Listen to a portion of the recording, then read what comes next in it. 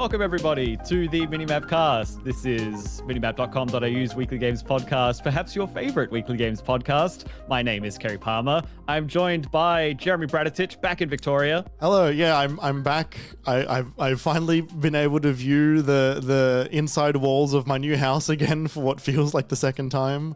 Do you have a fridge yet? I don't have a fridge yet. I'm yet to experience a weekend at home. But I'm very much looking forward to that in 2 or 3 weeks. Right, yeah, because you're going to South Australia next weekend. I sure am going to South Australia Saturday morning and then coming back Sunday. Speaking of South Australia, we'll introduce our guest as well for this week. Our guest today is a fellow Aussie, fellow South Australian, we're in Melbourne, but a South Australian podcast host, the host of the House of Mario podcast, who we had the pleasure of getting to know at PAX Australia this year. Say hello, everybody, to Drew Agnew. What's up, Drew? Yeah, not much, boys. Thank you very much for having me. Very excited to be on the show and have a chat with you guys again. Significantly less beers, though, this time we're having a chat. Yeah, significantly less. That's a good point. I've got none. We can change that if we want. I can just quickly pop over and get some. Yeah, no, it's all right. I don't drink much at home. I just save it all for that weekend in Melbourne. I feel like, that's enough. Yeah, and me too. And then we catch up. Definitely caught up that weekend. Yeah. So yeah, Drew, it's great to have you on, especially for such a big week for Nintendo for the year, as you run a Nintendo podcast. But yeah, for those of you who, rather for members of the audience who aren't familiar with you, what's Drew all about? What are you all about? What do you like to do? And what's your sort of your story with the House of Mario? Yeah, the House of Mario was I guess it started off as a podcast with my good friend Bryce, and over 200 episodes later, Bryce decided to step down. So I made a decision to keep it going. So it's just become like a solo Nintendo podcast where I absolutely love doing it. It's just like an outlet to just talk about video games and everything I love about them. And God forbid something I don't like about them comes up every now and again as well, which is it's always a shame. You know, you got to have a bit of a whinge, a bit of a whine, especially when I'm doing it by myself. No one's there to be like, not pat me on the back. Like, it's all right, man. But it's absolutely love doing it. And more recently, I've started doing guest appearances as well, just like with a little sub-series I call Sleepovers. So people come over to the House of Mario for a bit of a sleepover.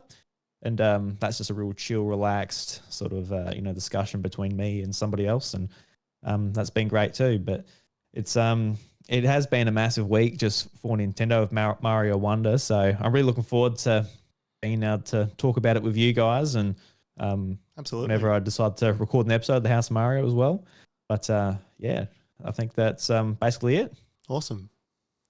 Yeah, no, it's great to have you on, especially having a Nintendo expert kind of ready for the show, because I would say we're more generalists on the show. We'll try and touch base on all different manners of things here. So yeah, it's good to have you on. It's like when we had Paul on from Player 2 to talk PlayStation during E3. It's a good time for it. So glad we could have you. Glad we could get you in there.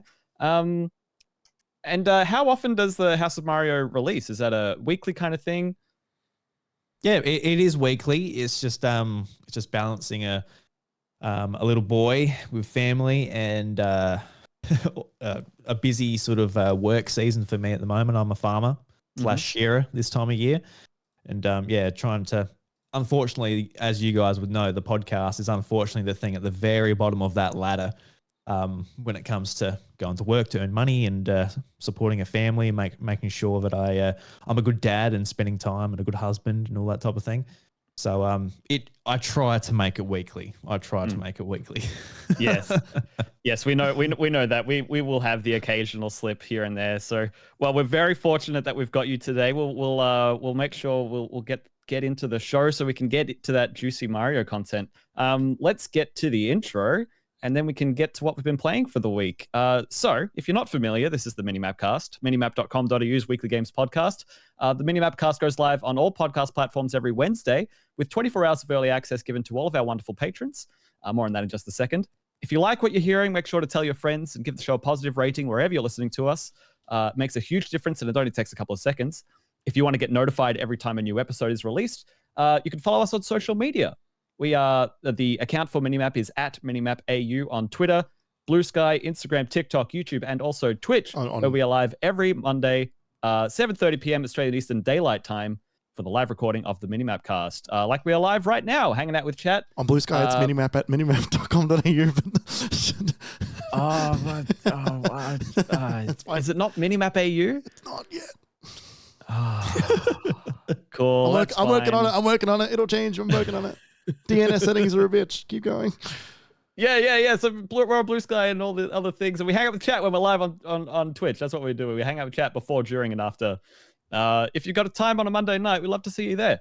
We wanted to say thank you to Shook for letting us use the Moog Model D Improv as the music for the MiniMapCast. You can listen to more of Shook's music at shook.bandcamp.com. Finally, Minimap is completely independent and funded almost entirely out of our own pockets. So if you wanted to help keep the mics and lights on, you can support us by becoming one of our patrons. For only $5 a month, you get 24 hours of early access for all episodes of the MiniMapCast, some extra bonus features. We're about to record some more of our sort of retrospective press conference watch-alongs that we've been doing. We're going to be doing that in person in 2 or 3 weeks whenever Jeremy gets a new fridge. So yeah, once that happens, you can find all of that there over on patreon.com/minimapau. And remember, it's cheaper than a latte with oat milk. Especially in Sydney. I bet. $7.20 for a coffee. You must be out of your mind. Oh, then that's before you whip out the oat milk. No, that was with the oat milk. Oh, with the oat milk. Okay. Well, still, that is a lot. Convention prices are ridiculous. When there's a festival taking over an entire city, it's like they can just charge an arm and a leg for everything. Mm-hmm. Although you have to wonder whether maybe they add the cost is that high during all times in the middle of Sydney CBD. No clue. Probably is. Yeah, probably. I wouldn't be surprised. Yeah. All right, so we are going to talk about Mario Wonder, but first, all of us here have played the other very big game that came out last week, Sonic. No, not Sonic Superstars. No, you beat me to the joke. No, Spider-Man 2 came out the same day as Mario Wonder. Jeremy and Drew have both played the opening of the game. I've had it a bit longer for work purposes. I won't be talking really much about that today, though, because Jeremy and Drew kind of were at the start here, and I imagine most of our audience just at the start of the game. So just wanted to touch base on how we're feeling on playing the brand new Insomniac Spider-Man game on PS5. Again, probably Sony's biggest release of this half of the year at the very least. Yeah. I'll start with you, Drew. So you said you played the opening act. How are you feeling about it? Oh, yeah. No, absolutely fantastic. And I only beat 2018 Spider-Man this year. I was like, it was in my backlog forever. So I'm like, I need to finish this. This is a little bit embarrassing. And it's also something that I just actually want to play. So I went through Miles Morales, and I was ready for this game. And just straight off the bat, it's just like the scale of what you go against at the very start was awesome, as well as just like, the character moments, how you see like the difference between Peter Parker and Miles Morales just in their age, and as the music kicks in, and as you first get your thumbs on the sticks and you go into the swinging motion. It's just absolutely fantastic. So I'm very impressed to start things off with, but I couldn't put my finger on it, but something was off. I'm like, does it look worse, or is it something going on? But then I'm like, wait a second. So I went to the settings and I was on like quality mode instead of performance. I'm like, yes, I'm playing at 30 frames. Jesus Christ. I was like, there's something that looks worse, because on the remastered version, I don't know what, I think I was playing on the setting that they introduced after launch, which was like a in-betweeny mode. It was still 60 frames, but it had ray tracing. That's right. So I'm not sure if that's that mode's in this as well. I assume there's a performance mode where you can play at 60 and still with ray tracing and stuff. So I haven't changed it yet. It said that it's going to put me to the last checkpoint if I change it. I'm like, all right, we'll do it at the start of another session. But yeah, just off the bat, I'm very impressed, just as much as I expected to be. I just want more Spider-Man, and having like the wingsuit and everything. I'm like, I can see myself just having so much fun just exploring this map. I think the only negative thing, which is just a realistic thing when it comes to an open world game like this, I was just swinging around having fun, and it's like, oh, you're out of bounds. I'm like, oh, that's a little bit strange. I wish maybe it was a little bit more clear where the out of bounds was, because it is just like you're still going through the city, and it just tells you, oh, wait, go back. I'm like, oh, all right. Yeah, during that opening mission, there was a few times where I'm like, am I meant to go this way? Oh wait, hang on a minute, I'm not going the right. Like I need to go this way. Okay, but there was nothing actually telling me to do that immediately. Yeah, Because also like the itch to just get in that open world is so high at the beginning, right? Oh, absolutely. Because in the first one, it's like, well, I can't go across the bridge. There's like an obvious separation like of water between you. But in this one, it was just saying like, oh, look, there's no game out there. You can't go that way. It's like, okay. Yeah. I'll turn around. Yeah. But that's not that big a nitpick. It's just something that took me out of it for maybe 2 seconds. Yeah, for sure. Decided for something else to do. But yeah, your impressions. You're absolutely right about the playing in performance. I definitely think it's the way to go. I remember when Miles came out, I swapped between the modes because I was like, oh, I want to play 4K. Oh, I want to play, because they didn't have that performance plus ray tracing mode in it yet. And then you're right, they added that into Miles and Spider-Man Remastered. Watching Digital Foundry, turns out that in this game, they've just got performance and quality mode with ray tracing enabled at differing levels in both of them. So there's always ray tracing no matter what you're doing, but you'll lose ray tracing reflections in like glass materials. So like in the beginning classroom, like the beakers and the glass cabinets will have lower quality reflections. But you'll still get great reflections on the sides of buildings and like the water and stuff like that. So it's still a really high quality experience in the performance mode, which is great. But yeah, Jeremy, how did you find your opening time with it? Yeah, like it was good. I'm not like in love instantly. And I think that like part of it is just because like this is now the third one in this series, and like all the new bells and whistles like really cool. Like it looks great. Like it's a known quantity. For the most part, like there is some new stuff in here that is really cool. Like, you know, the wingsuit, like you said, the parry, all that stuff. And it does feel like a bit different.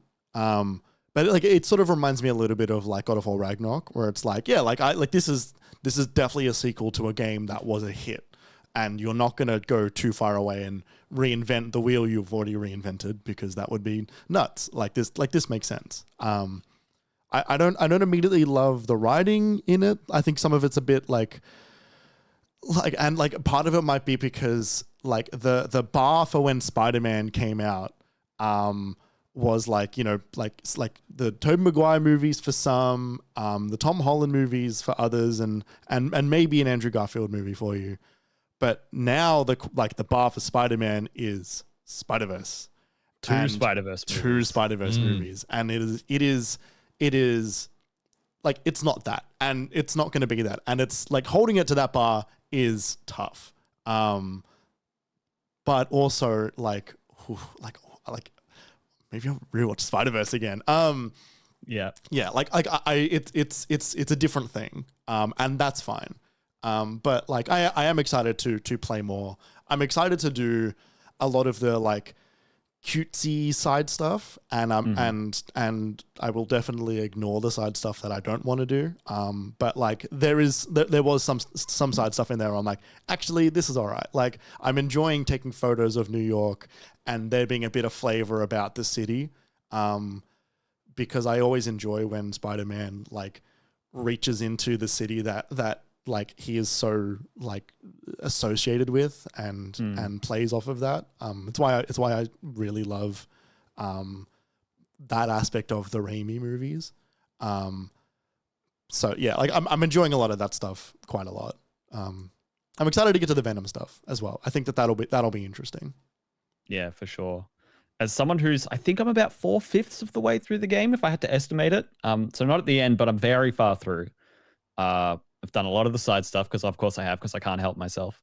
And they make it good in this game. You know, like you go one beat off track and you get unique dialogue between, like there's this whole set of quests where you learn about what happened to get Sandman to the point where he turned into a gigantic skyscraper tall monster. And like, you know, you find out different things about him through that. And there's all kinds of different quests, or even just quests around Brooklyn Visions, around the Miles school, and so he could be there to help out as Spider-Man, helping out his own school with like school problems that need Spider-Man. So like, and they really appreciate Spider-Man for that, and he becomes like their Spider-Man. Like there's so many nice little details like that. I think for me, I love Spider-Man 2018. As listeners of the show will know, but I had very high expectations for this by the time they finally got to the sequel. And for me, they have been met at the very least, and at times exceeded. Not at all times. It kind of dips like a bit above and then up and then just onto that line, but it hasn't ever gone below my expectation, which considering how high they were, I'm very pleased with. I don't know if it's going to be a hit for everyone else. I know some people have said the side missions are a bit tired in terms of the reviews. I disagree personally, but I'm an easy mark when it comes to that stuff. They make it more exciting than other games and their side content. It's not Assassin's Creed Odyssey and its generated side quests like we were talking about with Mirage last week. You famously enjoyed the Spider-Man DLC, which was for the most part not liked. Yeah, exactly. I enjoyed it as like junk food, as like it's more Spider-Man, and I just want that right now. And it's of a quality where that's good enough, and that was good enough for me. So, and this is better than that. Yeah, I think for me, its standout quality is its pacing. Even with the side missions included, but I think if you mainline the story, I think the story has excellent pacing. I would say there's not really that much filler. There's a little bit in there, but it's not much. I would say any missions that are filler are usually like introducing a new mechanic or a new side mission. It's like, oh, you have to do this one first, so it unlocks the whole bunch of other side missions like that, and then you can get on to meeting the new character or seeing what happened next. And yeah, I think with a story game like this, when you can nail the pacing, you've really nailed your priorities. I think that's key. So yeah, I'm very happy with this game. I'm so excited for more people to play it. I'm really excited to finish it. I'm really excited to talk to people about it when we all get to the end and we can all talk about it and geek out about it. Oh, me too. I waited 5 years to be able to talk about the ending of Spider-Man 2018, so exactly, that was a nice feeling. I went back and listened to spoiler casts like literally from 5 years ago. Yeah, yep, nice. Yep, that's a good thing about spoiler casts is they are evergreen because the game doesn't change. Yeah, that's right. Unless it updates and they change. Imagine listening to a spoiler cast like Mass Effect 3. People were like, oh, I'm not sure about that ending. It's like, oh, it doesn't end like that anymore, guys. Yeah, that's a good point. Well, I was going to say, it's like, oh, it's not changed. And I was like, oh, they did change Peter's face. Yeah. So I'm not that familiar with his original face. So people saying like, oh, I'm not sure about his face and all that. I'm like, oh, I've kind of avoided that problem. I played like 2 hours, or maybe 3 or 4 hours of the original game. I bought it. Yeah. But I got sidetracked just collecting shit, and then I just my OCD just kicked in. Yeah, and that's a big thing this year. I'm just like I got to remain focused. I can't get sidetracked by like a platinum trophy or a high score on this one particular mini game or whatever. It's just like I want the story. So that's pretty much what I did with Spider-Man 1. But you mentioned that you were playing the game for work. How is that sort of I guess has that made you feel about playing the game? Like, were you doing guides or something like that? Most of the work I'm doing is usually for guides. It was a bit weird with this one because I got code for the game and then I was told that budget was sort of being reallocated and there would be a little less work going around. So I did less work for the game than I would have done normally, which has led to this weird situation where I had the game early and could just play it. Yeah, right. Well, cool. But yeah, there are plenty of other times where I get the game and it's like Assassin's Creed Mirage, for example. I've got like 20 hours in that game. I haven't beat it. It's a 20-hour game, but I haven't beat it yet because a lot of that was discovering sort of the nuances with the combat and the stealth systems and leaving the game open while I'm writing stuff down in the document. So yeah, it is a funny balance, but with games like these where the quality really sings through anyway, it's always still a pleasure. Especially when it's a franchise that I love so much already. Oh yeah, absolutely. Yeah, I've just the idea of writing a guide makes me nervous. Yeah, it's not a skill I've ever tried to practice that or anything like that. Yeah, just the idea of doing a mission with all right, Now I got to tell someone else how to do that. Yeah. Jesus. Yeah. So no, I got a lot of respect for like guide writers because this year I've used a few. That's Yes. Thank you very much for your service. Yes, no, exactly. Oh no, I appreciate that. And it's the kind of thing it's not for everyone. So it's funny seeing, I'm in a couple of Discord servers with like other freelancers and seeing the people who are like, oh, give me anything writing, anything games, I'm all for it. And others who are like, oh, I couldn't possibly do that. And and with me, for example, doing more stuff with PAX, writing previews recently, I'm like exercising muscles I haven't exercised in years. I'm like, how do I do this again? So yeah, no, it's good. It's good to stretch my legs and do different stuff. But yeah, I can appreciate that. It's challenging for different skill sets for sure. I'm just curious. Oh, sorry, Drew. No, it's all good. I was just gonna go on a different tangent, but you go. Well, Jeremy, I was just gonna say, just on Spider-Man, the Sandman's crystals, his memory crystals. Drew, have you gone up to that? Yeah. Yeah. I broke a bit off and went, oh, look, I got a bit of his memory. Yeah. Nice. Are we like destroying this man's subconscious? Like, are we like? They describe it. They get into it. Okay. Am I? They're saying that those are fragments of his mind that were left behind. Yeah, but he doesn't have those. And we're freeing them. We're freeing them, are we? Yeah. Like, are they going back to him? Basically, apparently, you get calls that he's becoming more and more stable in his prison cell as you find more and more of these things. Good God. Of course. I felt real weird about it.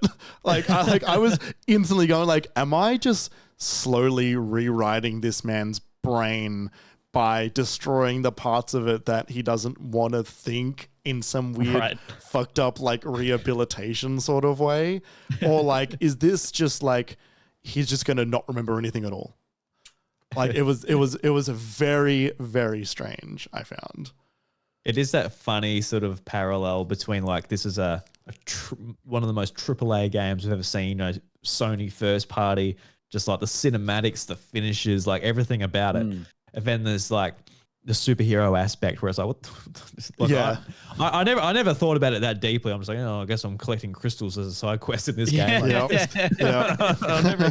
just when it comes to Marvel and, you know, just an open world video game, say, oh, you know, I'll do what you tell me to do, I guess. Yep, 100%. I got some ticks to get, and this is one of them. Yep. No, I think that's fair enough.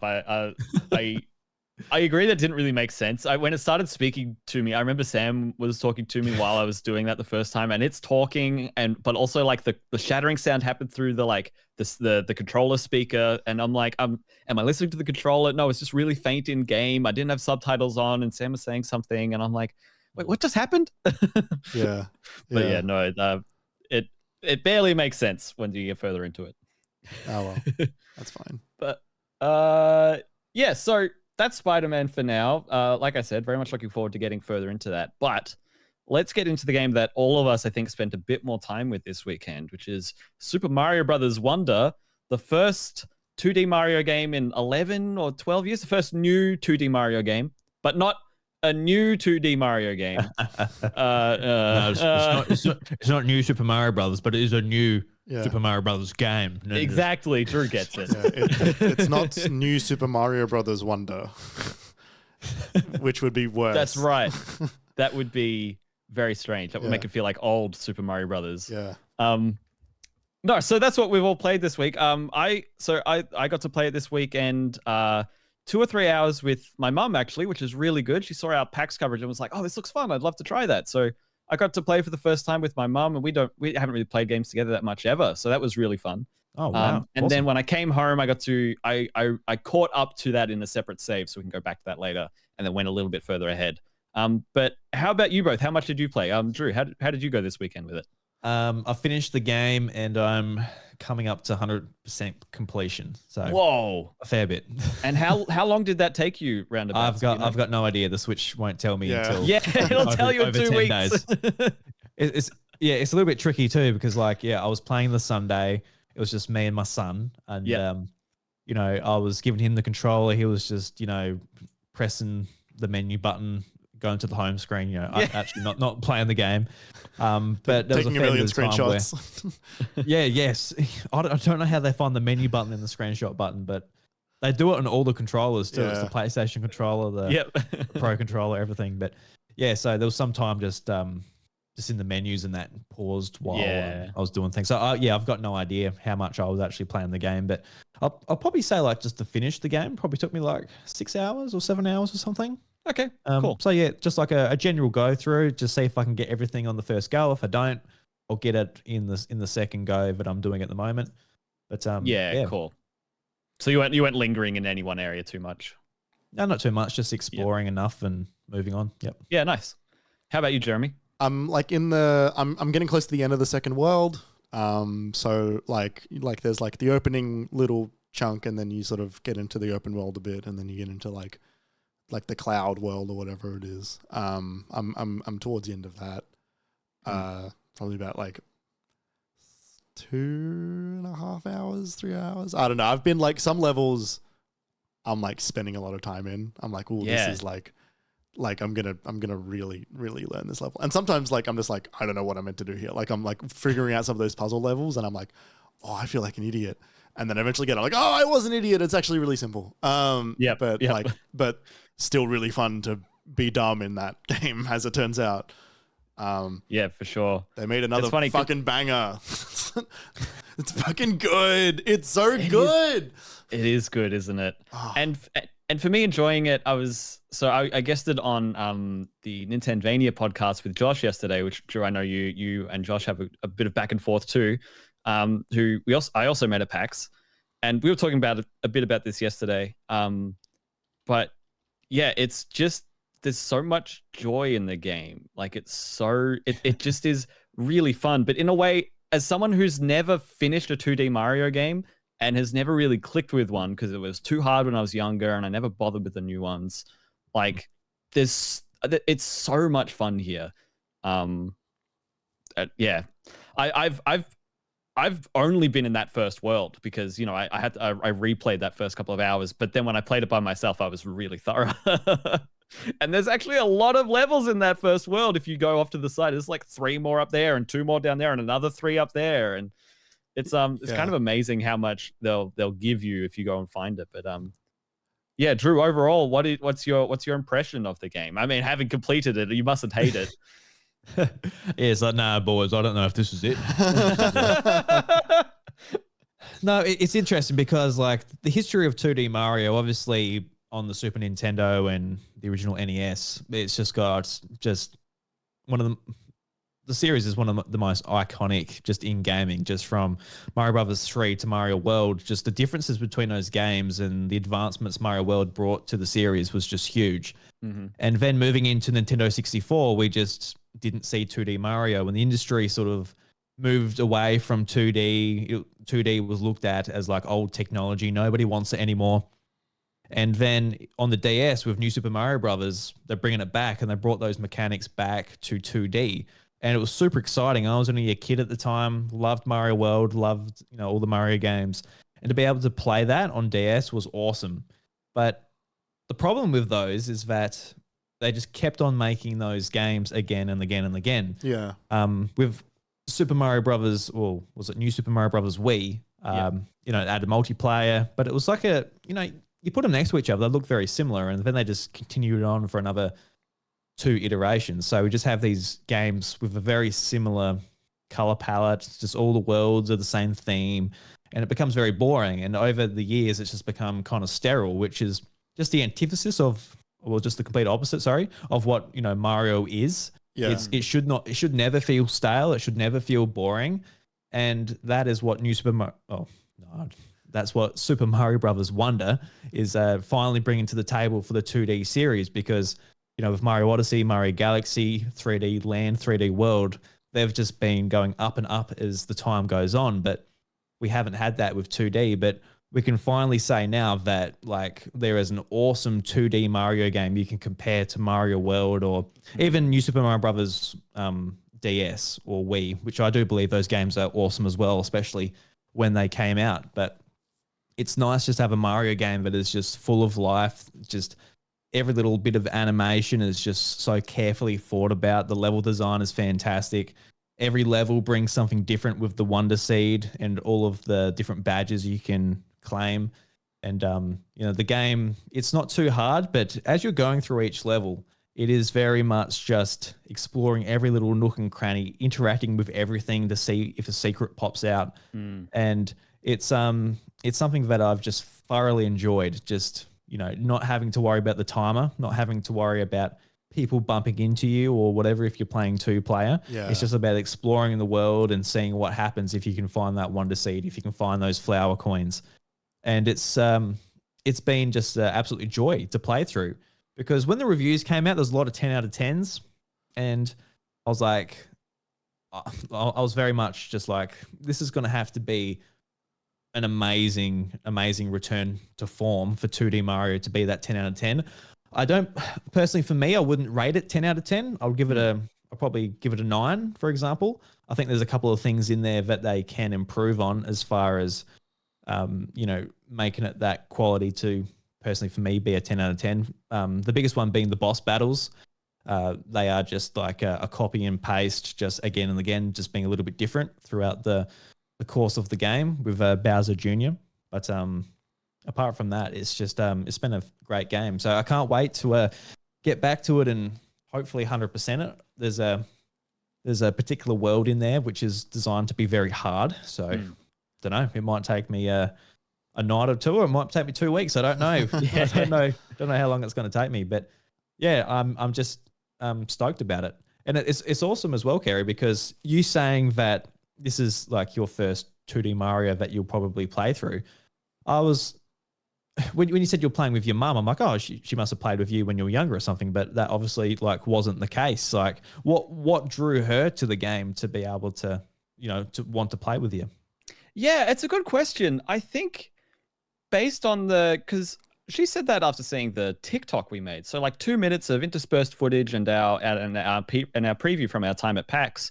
And I think if I had to, I should have asked her myself, but I think honestly it would have been all those, the style of the game, just that bit more different, a bit less, plasticky, a bit more creative and evocative. But I would also say, like you said, there's so much detail on all those animations. It doesn't matter what you're doing. It feels like you could find something unique for them to say or do, or a unique way for them to react. Like even things as simple as the way Goombas sleep now, and then when you bump into them, they're like, whoa, and then they start walking, and or the way every time they go into a pipe is different, whether it's an up and down pipe or a sideways pipe where they go through and they leave that, and Mario leaves his hat behind. He has to grab it on his way through again. Like there's so much gorgeous variety that it's just so fun to look at, even when you're playing it, even when you're in motion. We had a great time, the two of us. She was a bit overwhelmed, so we didn't get too far, and I was trying to make sure she was doing okay. But that meant we were taking our time in all the levels too, and even taking our time, like spending like 5 or 10 minutes in some of these levels that if it was just me, I know I would probably have done in 2. It didn't matter. We were still having fun. I was still having fun watching the piranha plants walk around, or that first time you pick up a Wonder Seed. And I think my favorite effect I've seen so far is when they break out into song and they name the song title in the bottom of the screen like it's a music video. God, that I find that so hilarious. It's so funny. And the way the talking flowers, it's just there's so much surprise. And it's not even in just the Wonder Seeds itself. It's it is those details. Those details are surprising. You can miss the Wonder Seed and still have a great time in these levels, and then go back and find the Wonder Seed, and it's even more surprising. And on top of what you were saying before, Drew, about like, and when you was all care about like exploring the levels and all that stuff, like you are consistently rewarded for doing that. And it's not just a reward gameplay wise. It's not just like, oh, you got another item, or like, there's a bunch of coins here, or purple coins. Like those exist, but you are rewarded with like personality, and you're rewarded with like, like little jokes, or like a little wink that like, hey, like you're exploring it, keep exploring it. We love that you're exploring it. We've built this for you to really get into every corner, as you said. and like experience like the joy that the game is like celebrating. Basically, like it is constantly celebrating itself.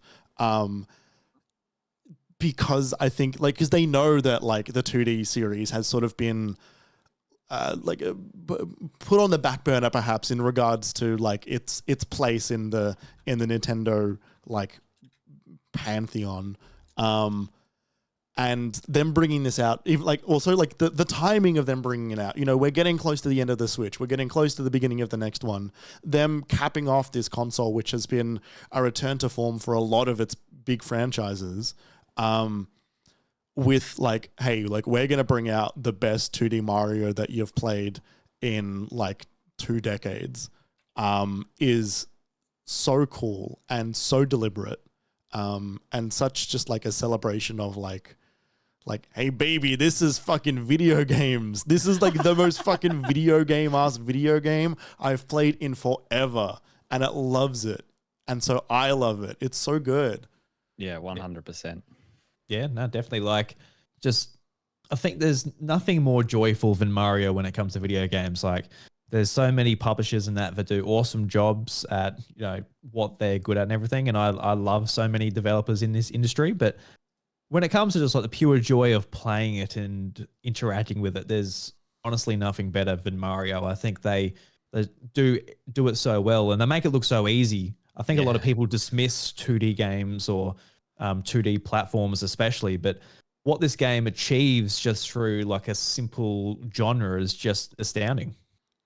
It's the most polished game I think I've ever played. Like there was the core that they built up. That's here. A good point, Jeremy. Yeah, like every single thing is like every single aspect of the game has been looked at and worked at and put together and like executed on in the most impressive way I've ever seen.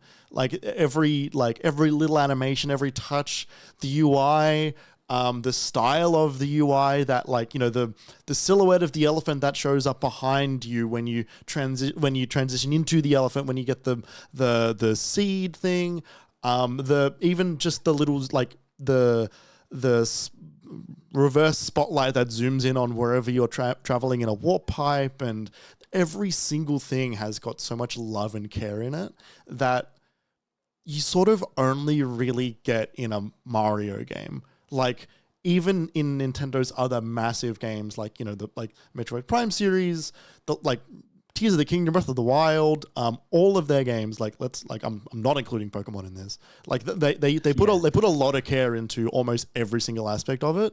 This is every single aspect. There is nothing here that they looked at and went, that's enough. Like it's so extra in the best way. It feels so cohesive as well. Yeah. I think if there's one thing that really elevates it for me above those previous games, at least mechanically, because I think the animation and the detail and everything we've just gone over is quite high up there and maybe one of the best parts. But mechanically, I think it was such a good choice for them to finally give the boot to the score and the timer. I'm so glad that they're gone. And not because I always looked at them as like a, I don't know why you're here kind of a vibe. Again, as someone who's never really appreciated the 2D Mario games. But like I said, being able to just go through a level and it's like, oh, actually, I want to go back. Maybe I can get that purple 10 coin if I like, and I could just go do that. And if I want to, that's fine. And like, there's so many fun little things along the way that it's a joy, and it's not a chore. I think it's the way for 2D Mario going forward, personally, unless they like flip flop and they go super hardcore into like, here's Mario the Lost Levels 2. Like they go super hard into like the old Mario style of like intense, difficult platforming. Then I think that format works well in that scenario. But you can kind of find that ad infinitum in Mario Maker. So yeah, I think that's one of my favorite changes they've made to the genre, I guess, or to their entries with this game. You will find some difficult levels in this. Just just to give you a bit of a warning.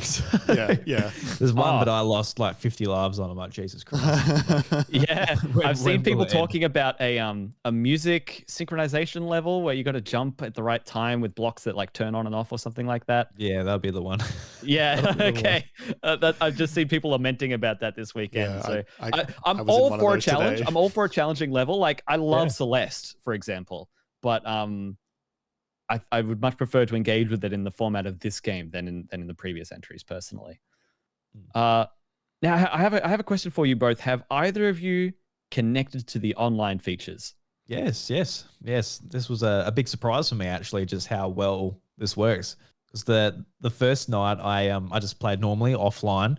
Then I was in the menu. I'm like, oh, I'll connect, and it sort of it blew me away with just how it changed the game. Yeah, it's kind of everywhere, isn't it? It's funny. So Jeremy, you're shaking your head. You didn't turn it on? Well, like I haven't done it. I've seen what it is, but I've not because I was in another state. I didn't have the Wi-Fi to do that. Oh yeah, fair enough. So I'll just explain it briefly, just in case anyone who's listening hasn't. But as soon as you opt in to connect to the online system, it immediately it immediately, if you're on the world map, you'll see ghosts of random other characters walking around, and you have like an emote button, and you can send a smiley face at them or like whatever. And that's kind of it. You can't really do anything on the world map, but when you're in the game, you can also see those ghosts of players, and you can put down like cardboard billboards. They call them standees of like pictures of your character. Yeah. And what those are good for is if a player goes down while they're connected online, they don't immediately die. They turn into a ghost like they're playing in multiplayer, and they can either touch one of the ghosts that are running around or one of the standees to revive themselves. And it just, that whole system ends up being really strange in a way, because it's kind of like Dark Souls, where you're seeing ghostly figures pop in and pop out of existence, and it's like, wait, what was that? Or like, let me tell you about a game called Death Stranding. So, like so Mario Wonder, it is a Strand game. Mario Wonder is another entry into the Strand genre of video games. Oh wow! Where you are placing down objects to help build a collective consciousness of people that can then proceed further than they might have if you weren't there, for example. So, but yeah, no, it is closer to Dark Souls in its execution, but also like it is. Yeah, it's definitely a Strand game. I thought of Dark Souls and also Destiny, like the buzz around when like Destiny first came out. It was like, oh, and you'll see other players in your world, and there's not that many ways to interact, and you kind of just forget about them. like that was my interpretation of it. But they're all games starting with D, I guess, on that one. So I guess there's something with that. But yeah, did you have it on for the majority of your playtime, Drew? Yeah, I have. So when I turned it on, like it's just like it's a simple little thing, but I'm very happy it's a feature they implemented, because I don't really want to be like, hey, guys, do you want to play some Mario with me? Like, all right, 8 o'clock, let's jump on. Sure. I'm not really into that necessarily for this game in particular, but I'm quite happy just for randoms just to be there. And for a few levels, we're just playing together. Well, that's cool, and it's kind of addictive too, because when you put down the standees, if somebody else uses it, it gives you points to like. Yeah. And I'm like, oh look, and it gets you thinking like, this would be a good spot to put a standee because someone's going to die here, and then they'll have to use my stand, and I'll get points. So that really is the most like Death Stranding, isn't it? Like creating a bridge and oh yes, rate my bridge. Yeah. Or so, like XYZ has delivered a package for you. Like, so it gives you like another way of thinking about the game as you're playing it. But it wasn't until I did a particular level where you have to find these hidden coins, and there was one in particular which was really difficult to find. I got no idea where this goddamn thing is. So I ended up actually going out when I was playing by myself. But when I turned on like the online feature, I'm like, I'm going to go back to it. So I went back, and everybody's jumping around frantically looking for these coins. And I see somebody like in the corner just doing something a little bit strange. I'm like, they've found something where like, but it helped me work it out, which was pretty cool. Yeah, and that's cool. And then on one of like the 5-star levels, there was like a bunch of us all huddled together, just like, you know, we're dying left and right, but we're just reviving each other like as we're going through. So I guess in some ways, if you want the game to remain a challenge, you know, you should probably play it by yourself, because, you know, if you just want to play a pure platformer game. But it was really fun because it really made you work, like have really great teamwork with a bunch of randoms just who happen to be doing the same level at the exact same time as you, just sitting in their house, just like, oh, look, there's this guy called Idruby, buddy, bopping and hopping around. I hope they can revive me while he's here with me. And yeah, there was a couple of levels where I'm like, I don't know if I would have done that by myself, but I'm glad we had some teamwork there. Because there's some instances where you die and you know, you're like your little ghost, you got 5 seconds, you're frantically like, quick, come back to me. And some people actually like do like come back and save you, which is pretty cool to see. So I actually really like it. I think it's absolutely fantastic, to be honest with you, and just how simple it is. Just it all just works, which, you know, you can't say for every Nintendo game, but you just especially with online, right? Especially with online. But yeah, no, this certainly just works. Just turn it on and there's people in your world. And if you get a good group, you can achieve anything.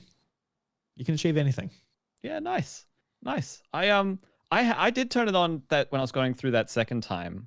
And in those earlier levels, I did find that it did trivialize the challenge a little bit. Like I kind of wanted a bit of more of a Souls, like you conquered this, you got good kind of feeling. And I felt like, oh, well, I just got through that because someone revived me and that's fine. But I felt like, but that's, you know, they give you that option, which is great. Like it's a hard on or a hard off. And like, that's cool. I almost wish they gave you a few more toggles, like turn on world map ghosts, but not in-game ghosts, but leave standees on or something like that. I think that could be cool, but as it stands, I think it's probably best to keep it a bit simpler. That'd be too complicated, because otherwise you'd be in the game. It's like, I can leave a standee, but I can't revive you. That'll be like, Vince got to match make, and Nintendo's only literally just figured out how the internet works. So for them to have more options. Is true. So yeah, those are some of the biggest changes. But have we got any final thoughts on the game that we want to get out before we head to the break here? Just a complete just reimagination of 2D Mario, which, you know, obviously the roots are still there. Just a pure joy to play, so much fun, and can't wait to get more of those Wonder Seeds and have that big tick, that big 100% tick. That'd be nice. 100%, yeah. I don't think that they will, which is I think it's a shame. But I would love for them to do like either like, and like they won't, because like this game is just no longer supported basically at all. But adding this style to Mario Maker 2, adding this vibe, because the kind of shit that people could come up with the Elephant Mario, the new power ups, just the look of the world. That's Mario Maker 3. Yeah, like it realistically is. Wonder Maker. Yeah. I also don't think this will happen. But I'm curious if the next 3D Mario will adopt a similar style in any way.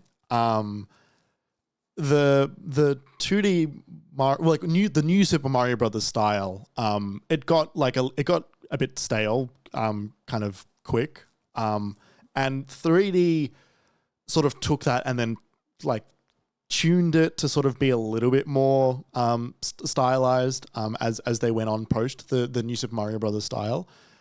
I am curious if the 3D Marios are going to be influenced by this style, this art style, this feeling at all. Because I think that you could make a really incredible, like, you know, sequel-esque to Odyssey that feels like Wonder's vibe. Or even if they like went back and remade 64 or something, right? But just made it the Wonder art style, give it like a modern character controller and in full 3D. Yeah, wow. Like I think there's room to adapt this style into 3D as well, without it feeling like they're just cashing in on this thing. Even though like they totally could, and it would be great because it's really good. It's a really 2D Mario is suddenly in a really good spot.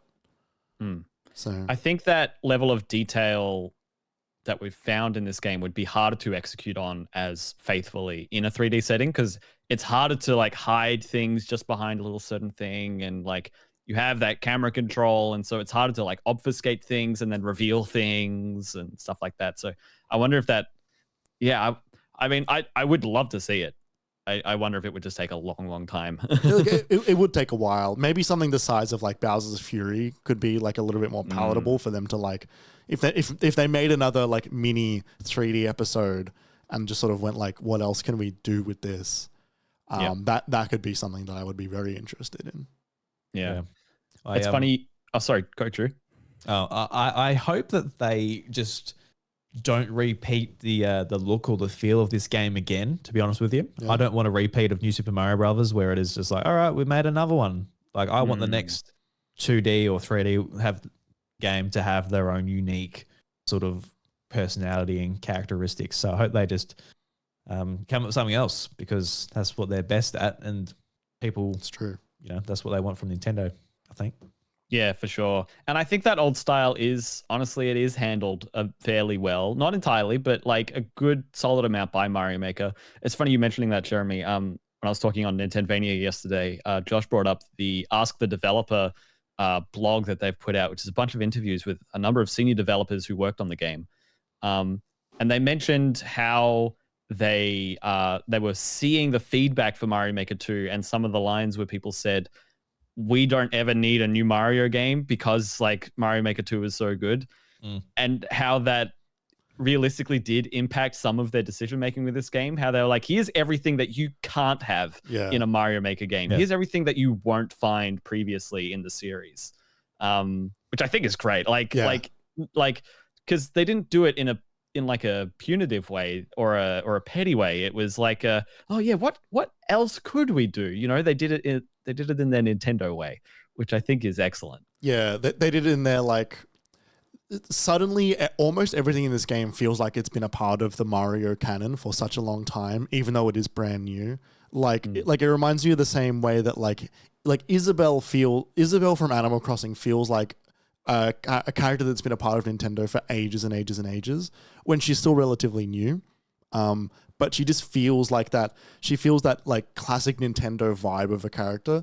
A lot of the stuff in Wonder feels like that, even though it is new, where it's like, this could have been around for a long time, but it's so creative that it's like, it was only done so recently, which is, that's a difficult thing for them to do. And they've done it repeatedly in this game. Yeah. And in the same year where they came out with Tears of the Kingdom, where they somehow reinvented Breath of the Wild after Breath of the Wild reinvented Zelda. It's amazing to see them continue to do it, and it's why we continue to put our faith in them. Yeah. Yeah, like I said earlier, they just make it look so easy. Like, yeah, I think a lot of people sort of, I guess discredit these games because of their simplicity, but sometimes that's all you need. Yeah. Couldn't agree more, Drew.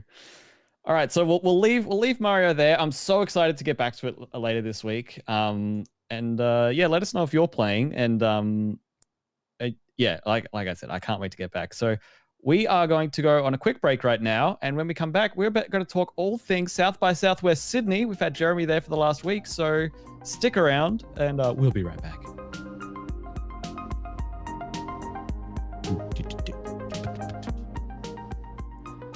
Welcome back to the MiniMapCast. We've just been talking about the Las Vegas Sphere. What do they call it? That's it. The Vegas Sphere. Yeah. All right. Yeah. Well, easy. It's just say what you see. Yeah. I like to call it the orb because the pondering the orb thing. But like pondering my orb. Yeah. We talked about that. We talked about the new slim PlayStation and PlayStation charging for stands. There's something. Did you notice that it's the vertical stand that you could buy separately? You can use it with the current model, apparently. Oh, weird. Can you use the current model one with this? I guess you could. Maybe. If the metal one works. Watch them. Would the hooks get in the way, though? That's the only thing.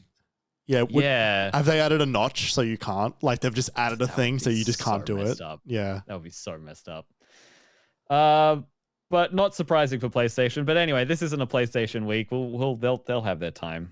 We'll rip on them another time, like we have when they keep making random decisions like they have the last couple of years. But that's not what this second half of the show is all about. We're here to talk about the very first South by Southwest Sydney, which happened this previous week in Sydney. Would you believe it? Jeremy got to go with MiniMap for MiniMap. I sure Jeremy, did. I've hardly spoken to you all week because you've been busy. Yeah. When you weren't working or doing stuff for South by Southwest, you were doing days of work remotely. Yeah. And otherwise you were out in the town. You're out at Fortress. You're out seeing movie premieres. You were doing all kinds of things. You were getting selfies with Tom Cardy, which I'm majorly jealous about. Tell us about your week. So, what a week. Okay, so like this was like I have so many changed feelings about this week from each individual day, where at the beginning I thought it was kind of a little bit weird and a little bit messy, and then it sort of came together a little bit. I'm like, oh, that's actually pretty cool. And then a little bit later I'm like, oh, okay, it's maybe still a bit messy. I think overall, by the end of it, it was really good. As an overall show, overall offering, it was very good. The price for entry to buy an all access pass is a tremendous amount of money and far too much. So much money. We were talking about roadcasters before this. So much more than a roadcaster. Yeah. To get an all access to everything pass, I think the upper limit on the money it costs to get a pass, I think, is about $1,600. Oh my fucking God. Something like that. And for a festival. and like, look, the thing is, like, it goes for a week, and I think what people need to take into consideration is that, like, no one is interested in everything that this show has to offer. And the show is not built for you to experience everything. They have other badges for just gaming stuff, and some for just music, and some for just film, and some for just tech, because it is all of those things. And there are cheaper versions of that for like day passes, which are like still a bit of money, but they are much more affordable to go to certain things. Oh, I didn't realize they had day passes. The only ones I ever saw was like the whole week for one type of event, or the whole event. So a lot of those cheaper options were popped up for sale a lot closer to the show itself. And I think that they didn't do a great job at marketing that part of it. As well as you can also get tickets to some of those events individually. So for like halfway through the week, I went to go see a screening of a movie called The People's Joker, which is a movie that I wanted to see for a while. And that was, I believe, without checking, my understanding is that you could have bought a ticket to that, as well as if you had an all access pass gone to it. So because I was provided an all access pass for the media accreditation, I was able to go to that. But my understanding is that you could have also just bought a ticket just to that, which probably just would have cost you the price of a movie ticket. So there's a lot of different ways to do this. Having the all access pass allowed me to sort of spread out my week and do a whole bunch of random stuff. Like there was a couple, like, so the gaming stuff started on the Wednesday. I got there on the Sunday. And didn't really do anything on Sunday, because Sunday was like, there was one thing open, which was like the opening showcase for the entire show, and then one or two music acts after, which I didn't do. It's funny, you said there was like an opening showcase, and I'm like, oh, it sounds like the Olympics, you know? Yeah, like it kind of feels like that a little bit, because it is this everything event, because it is equally film, tech, music, and games, which is a lot, especially like first time bringing all four of those things to Sydney. I need to explain how it physically exists in the city as well, because this is the weird part, and this is something that I hope that they change next year. So the ICC, the International Convention Centre, which is the convention centre in Sydney, hosted the Tech Expo, which is your inner convention centre tech expo with people with booths. Everything you would imagine a tech expo has, that's what that was. Like PAX. Yeah, like PAX for tech. weirdly enough, VR games were relegated into there, and not where the games were, which I'll explain about that in a moment, which is weird. I think because they were treated as tech, which is weird, and not quite right. Then there was the music stuff was primarily at music venues, so they could have been mostly like that. They were nearly all around where Sydney is. Fairly easy to go to. I didn't end up going to any of them because I was just busy every night. But one of my friends who ended up staying with me in the hotel for a few days went to a lot of them, and they had an amazing time. So that seemed quite good as well. The movie stuff was a mix of panels at the ICC, because they've got conference room for panels, and events like premieres and stuff happening primarily at the cinemas that are like a 15-minute, 20-minute walk from the ICC. Those are then at different times because the event's usually happening in the evening. Sometimes there'll be like from 4 until 7. They'll just be running short films, or at 9 o'clock at night I went to the premiere of the Wiggles documentary, which was nice. quite entertaining, and Wiggles old and new were there. Overall, I thought that was a decent documentary. Very jealous of that. It was really fun. It was quite fun. There was a Q&A, which was interesting. I think overall the documentary is it's good. It wasn't great. It was nice and nostalgic, which was good. But I think that, and look, it's a documentary about the Wiggles, but maybe they were a little bit too lenient on some of the mistakes that the Wiggles had made over the years, and glossed over them quite quickly. Jeremy wants that hard-hitting journalism. Well, I just tell me the truth about the Wiggles. Look. Are you talking about the Sam situation? I am talking about the Sam situation. Yeah, no. Sorry, this is a tangent, but go on, go for it. After we play the Wiggles a lot in this household, just for my son. Yeah, and I'm sitting there just like, why did Emma leave the Wiggles? I'm like, that Sam guy, why did he leave? And there I'm just Googling why my son's hopping and bopping to the Wiggles. So look, I've spent a lot of time I've got questions for the Wiggles, and so I'm actually kind of keen for this documentary. But look, you're not going to get a lot of answers about the Sam stuff from the documentary, unfortunately. You will get answers about Emma, and it is not nearly as I think controversial as people might expect it to be. Man, this is all news to me. I literally Googled. What did I Google? I looked up the Wiggles Sam situation. Yeah.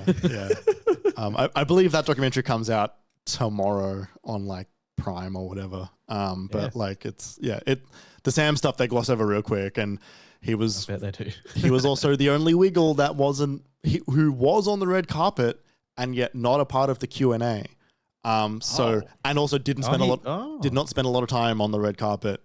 Didn't really interesting that he did spend any time at the red carpet. Yeah, he wasn't going to be at the Q&A. Yeah, it was a noticeable omission, I think we'll say, which is why I was a little bit disappointed that the documentary didn't go there. Because I guess the truth is just they kind of fucked me over. That's just my understanding is that his contract ended, but also they definitely just cut him out. They just booted him out. It's crazy. But sorry, I don't want to. No. It's so fine. That's great. Yeah. Wiggles controversy. That's amazing. Yeah. So the movie stuff was at cinemas primarily, is with panels and there's mixture events for nearly every industry at bars and other clubs and stuff. Tell you what though, a lot of open bars. South by Southwest, if you want to get sloshed on a lot of on a very expensive pass, there are worse ways to do it. They will just feed you alcohol wherever you go. You said that to me on the Friday, and I'm like, well, that's where the money's going. Yeah, it is. I'm talking Tech Expo in the middle of the expo hall. Just scan your badge, here's some wine. Scan your badge, here's some beer. Just you just keep going back to that one place, and they'll just give you more and more. You just walk around the whole expo just downing. 11 a.m. Not open that early. I think it opened at about 2. How long was the expo hall open for? It closes, I think, about 5. They really make you cram those beers at the end of the day, don't they? So it's your money's worth. It's like Textbo happy hour. It's the only way I could get through someone else explaining how AI is going to change the security industry or whatever the hell. I'm sitting here going like, this is just fucking dumb. But the game stuff. So the stuff that I was primarily there for, I will talk about the other stuff a little bit later, but the stuff I was primarily there for was the game stuff. So the game stuff you might expect to be in the ICC as well. It was not. The game stuff was the next suburb over, about a 15-minute walk, 20-minute walk. Okay. In a suburb called Chippendale, which I think is a great name for a suburb. Really good. Is that a joke? I'm not kidding. Welcome to Chippendale, guys. Yeah, Chippendale. One word. One word. What the fuck? Around the corner from Fortress Sydney. I know. If I didn't know, because I learned about Chippendale from a game that I'll talk about very soon. If I didn't know that place existed when I got there, I would have been like taking photos and tweeting, like motherfucker's got a suburb called Chippendale. Like, it's so good.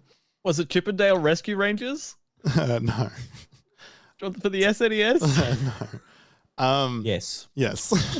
So in this other location, in the function rooms of a hotel, is where the games were.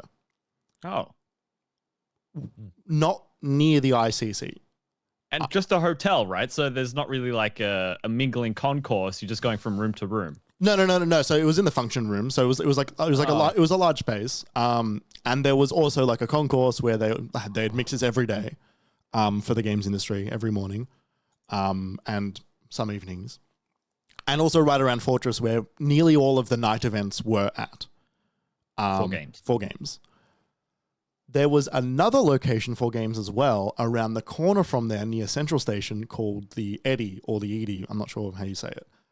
Which was a smaller convention space than the function rooms at the McCure Hotel where most of the games were at, which most people didn't know existed. And so anytime you went in there, it was mostly empty. What was it? It was like that speedrunning room. It was that Mio or DreamHack or Game Expo.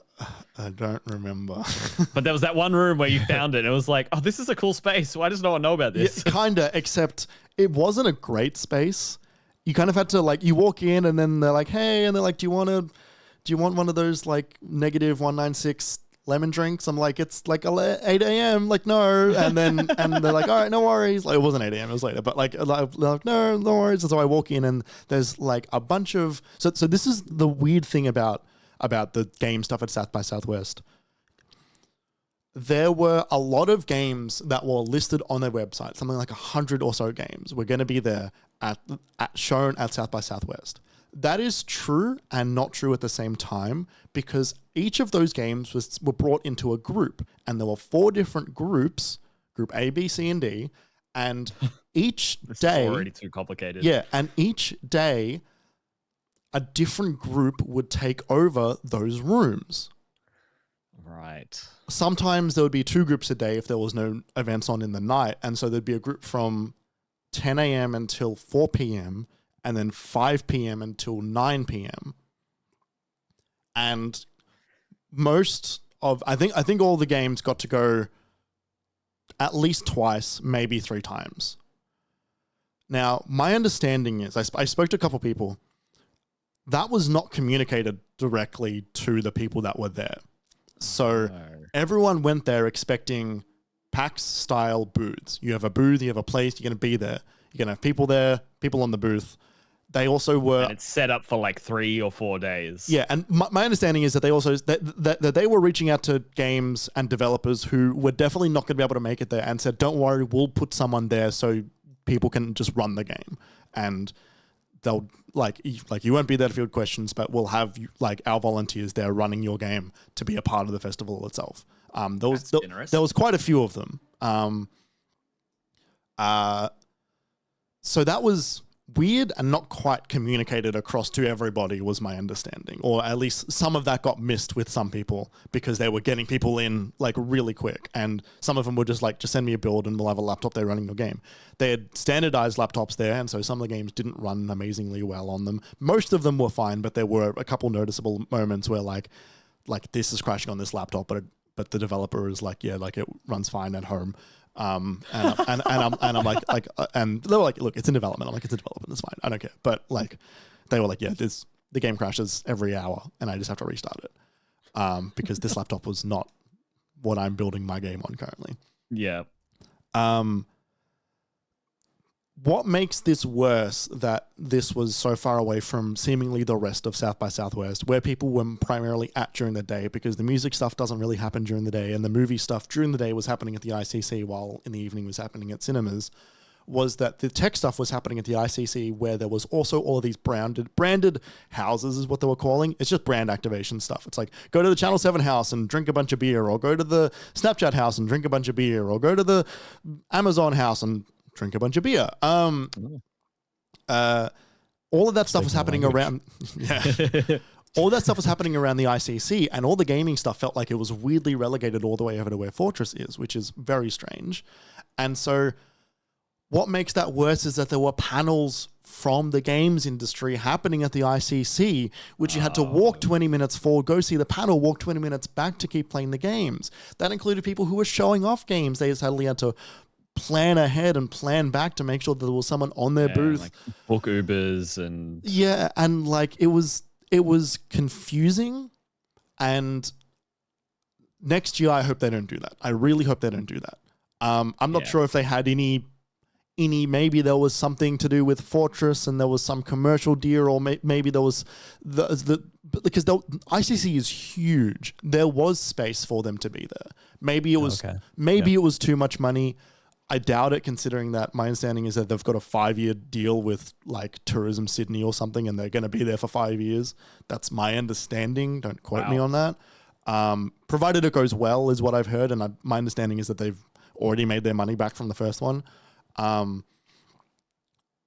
Confusing, really confusing, especially the shift allocation. So I was talking to Guck, which is an Indigenous-run studio in Australia, and their game is not ready to show off yet. So they were there basically just getting the word out about their game and also selling merch. And I was like, hey, like, how you going? Have you got the game? No worries. Like, I'm really excited for it. What are you sort of like doing here? And they're like, oh, we're selling merch. And I'm like, oh, you're selling merch? And they're like, yeah, but it's like fucking weird, because then we got to pack up in 3 hours. And then for the next shift, they're not selling any merch. And so they don't really know what they're doing here, because like that wasn't directly communicated, that like you're not going to have a permanent space. You're just going to have a space sometimes, which is fucking bizarre. Yeah. It was hot desks that you would rotate through. Same with the Eddy as well. It was hot desks there, but because most people didn't know it existed, at least when I went, which was on the Wednesday, it was a room with about, let's say, 15 games. And there were 6 people in there, including devs. Oh. And I was, no. Yeah, like, and that's the thing. Like, people had just left. It was like, there's no point in me like standing in here. Wow. Yeah, it was. Sounds really mishandled. It was. The other thing is it's not really a consumer show. The consumers weren't coming in. Nearly everyone that was there was another dev, industry adjacent, media, investors, plenty of investors, publishers. They weren't really there. It's like a trade show almost. It felt more like a trade show for the game stuff, which is also not what I really felt like that show was going to be. That's not what South by Southwest is marketed as. It's a festival, right? Well, it's everything. It's because there's a lot of mixes. There's a lot of industry events. There's a lot of meet with investor nights. Like there's a lot of that stuff. Deals get done at South by Southwest. Yes, but also the public can go and enjoy movies and music. but those are usually the events in the night. Those are not usually the daytime events, because most people are working their job. It was awkward. I think, to say the least. That being What said, do you reckon, Drew? Are you gonna book a plane ticket for next year? Well, that's the thing. Like, I didn't know about this whatsoever until I was talking to you boys that Friday night. Like, Yeah. you know, when Jeremy said he was going off the next week. Oh, where are you going? And yeah, you talked about it then, and yeah, I had no idea about it. But just, you know, when it comes to me going, I've got to fly there rather than just drive to Melbourne for PAX. So it would have to be pretty great to be able to you know, to entice me to go to Sydney, which is probably one of my least favorite cities in the country. I can tell me about it. Take me a little bit to want to go back there. How muggy was it, Jeremy? Yeah. It was actually all right. It was like the weather. I suppose it's October. Yeah, look, it was actually like, it was weirdly Melbourne adjacent weather for most of the thing. It was like a kind of overcast, raining a little bit at times, and then they would throw a random 30-degree day in there. It was like everyone was making jokes that like we brought the PAX weather up to South by Southwest, which was funny. The one convention I went to in Sydney was in January, and it was miserable. That was a miserably stinking hot weekend in a convention center with no air conditioning. Oh, the ICC, wonderful to be inside. Like perfectly like temperature controlled all the way throughout. Nice. So God. So that was weird and felt really weird at the beginning, and then like there was a performance that night from some of the artists, some of the musical artists from Stray Gods, which was really good. Troy Baker, Montaigne, all that stuff. That was really great. Seeing that happen there, that was really cool. Great show. And then things started to pick up. Everyone started to realize what this was and started to fit that mold a bit better. I then got to see some really incredible games, and I got to talk to some really wonderful people. And then by the end of the week, when it sort of got to, there was an awards night on the Friday night, the South by Southwest Game Awards, which was hosted at Fortress. There was a genuinely wonderful sense of camaraderie from the Sydney game development scene. There was a really wonderful sense of, you know, it doesn't always have to be in Melbourne, which to them is like everything. I suppose Melbourne's kind of dominated the local scene for 10 years plus now. Hey, and it's not just the scene. I think that's important to know. So like Screen Victoria or like Vic Creative in general is very important to the Australian game development scene. You know, the Game Awards. The Australian Game Developer Awards happens in Melbourne. Melbourne International Games Week is huge. Screen Vic sponsors an award at the Australian Game Development Awards every year, and that award is only available to games who are made in Victoria because that's where their funding goes.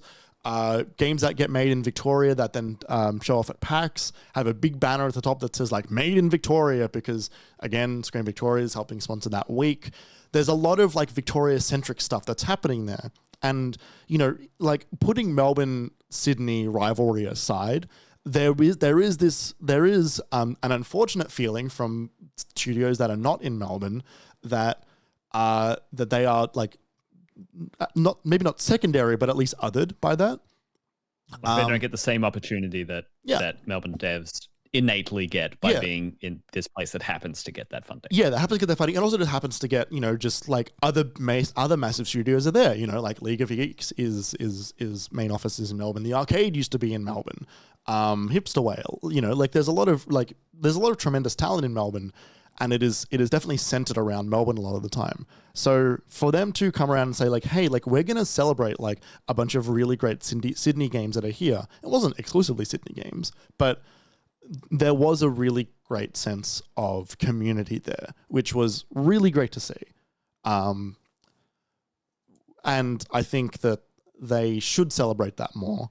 And there was also like people from Canberra as well who could make that trek as opposed to sometimes wouldn't be able to make the trek all the way down to Melbourne. Queensland as well. It's just that little bit closer for them. So like there is like a greater representation of some other states that actually have like a growing development scene, which was good. I'm going to talk to some games now that I did see that was there. First one is a Melbourne game. Dead Static Drive is a game that has been around the PAX circuit for quite a while. Dead Static Drive is a top-down at an angle game where you are exploring like a eldritch-ish monster-filled post-apocalypse world. Mad Max kinda, because you're getting into like 80s cars, and there's definitely like an 80s action film theme happening here. Really cool art style, really funny writing. Not like full of jokes, but just like quirky, good humor. And a lot of it is like survival horror stuff. You're like going into buildings and like looting for resources, then getting back to your car and talking to NPCs, and then trusting them or killing them, or just driving away and ignoring them. And there's a story there as well. I love the first line on their Steam page says Grand Theft Cthulhu. Yeah. I just read that too. Yeah. This game is so fucking sick. Like, and this game is also a known quantity. It's been around PAX for a very long time. It's finally coming next year. And like I got to play like a small chunk of it, and I got to watch some other people play it. It is so like, it allows you to be really funny and silly in that game while also giving you some good funny silly stuff. Like, I picked up a cowboy hat and I was like, well, I've got a cowboy hat, I'm immediately putting that on my head, and I put it on my head and my character was just like groovy. And I was like, you know what, like, yeah, like this game knows that it's doing that like silly, like not silly, just funny stuff. Yeah. So cool. Such a cool looking game. I'm so excited to properly put hours into it. Because it's got such a tremendous vibe about it. I remember I played it the last PAX I was at, not this last PAX this year. The one that was like 4 years ago now. Yeah. It's been going for a while. But it's also launching day one onto Game Pass, which is really cool. Good on them. Yeah, that's great. Yeah. Oh, awesome. Another game that I played is called Janet de Mornay is a Slumlord and a Witch, which is a wordy title.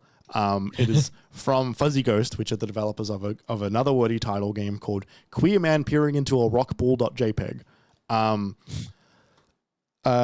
Janet de Mornay is a Slumlord and a Witch is a first-person puzzle horror game set in a house in Chippendale. I'm just gonna keep laughing. I know. You keep going. I'm just gonna start laughing. And I'll talk about that in a moment. Where you have moved into a new apartment. It is like the whole household is quite queer, and the landlord that you've got is not just like an evil landlord that is explicitly terrifying you. She is also a witch that is like haunting you. And your apartment has got like supernatural things that are going on inside of it. Now, what was so fucking cool about this was two things. One, it is full of genuine things that renters and people that move a lot have in their homes. They have got boxes in places where you would put boxes. They've got those canvas blue and red and white bags that everyone has seen at least once, where you shove a bunch of clothes in them. They've got different appliances in the wrong spot. You've got that awkward, do I go in my roommate's room because he's asked me to, but I don't really feel comfortable in someone else's space, sort of awkward tension. Notes that you leave for your housemate as oh my God, please just do this. Please just remember to do this sort of notes.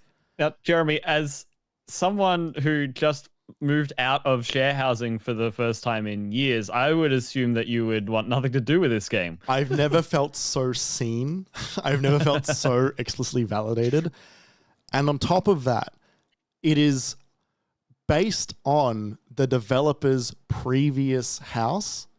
They have recreated the house that they used to live at. And they spoke about that at Parallels at Games Week, and they spoke to me about it a bit more. And they're like, yeah, and then Pete, who I met, who's one of the developers, he pulled out his phone typed in the address and showed me on his phone the address that he used to live at. And he's like, look, there it is. And I'm like, oh my God, it's 1-to-1. It's like, yeah. And it's like, it's so surreal seeing people come to my booth and explore the house that I used to live at. Yep. And I imagine that lets them put in more of those quirks that are very specific to problems they had in that house. But also the problems that everybody who has been in that situation has. It's just different, but the same for everybody. So fucking cool. Also, because it's like a game about like ghosts and stuff, there was this weird like Goonies looking monster that would appear like in hallways, like sort of looking down at me from the other end. And I'm in like a convention-esque setting and I've got people watching me. And like, I'm kind of like, you know, I've got my headphones on, the audio is kind of freaky. And on top of that, at Parallels, one of the inspirations he showed us, a scene from the movie Poltergeist, which is like my all-time fear is like ghosts and possession. And so I've got that in my head as well. And I see the ghost at the end of the hallway. And so I just book it directly towards the ghost because like, if I'm running fast enough, I can't get scared. If I'm running fast enough directly at it, I can't get scared. And fucking Pete and like Ruby from Back Pocket are like, you're just running directly towards that thing. I'm like, if I run, I won't get scared. If I run, I won't get... It was a lot. It was a lot. The next game that I want to talk about is a game called Crab God, Mother of the Tide. These names. I know. Yeah. It is a god game where you are a crab god, and which is just a very large crab. And you are like sort of putting crabs all through, like, and like basically telling the crabs what to do, giving them jobs. You're building up like a little army of crabs, and then you're sort of moving on with that army into larger and larger spaces, as god games are. I don't know if you've played like Reyes or you've played any of those goddess type games. Right. They're definitely inspired by that. The art style was really cool. The underwater like vibe of, you know, like planting different types of marine life so that you can grow it, and then different types of marine life will then attract different types of fish that will come around, was really cool.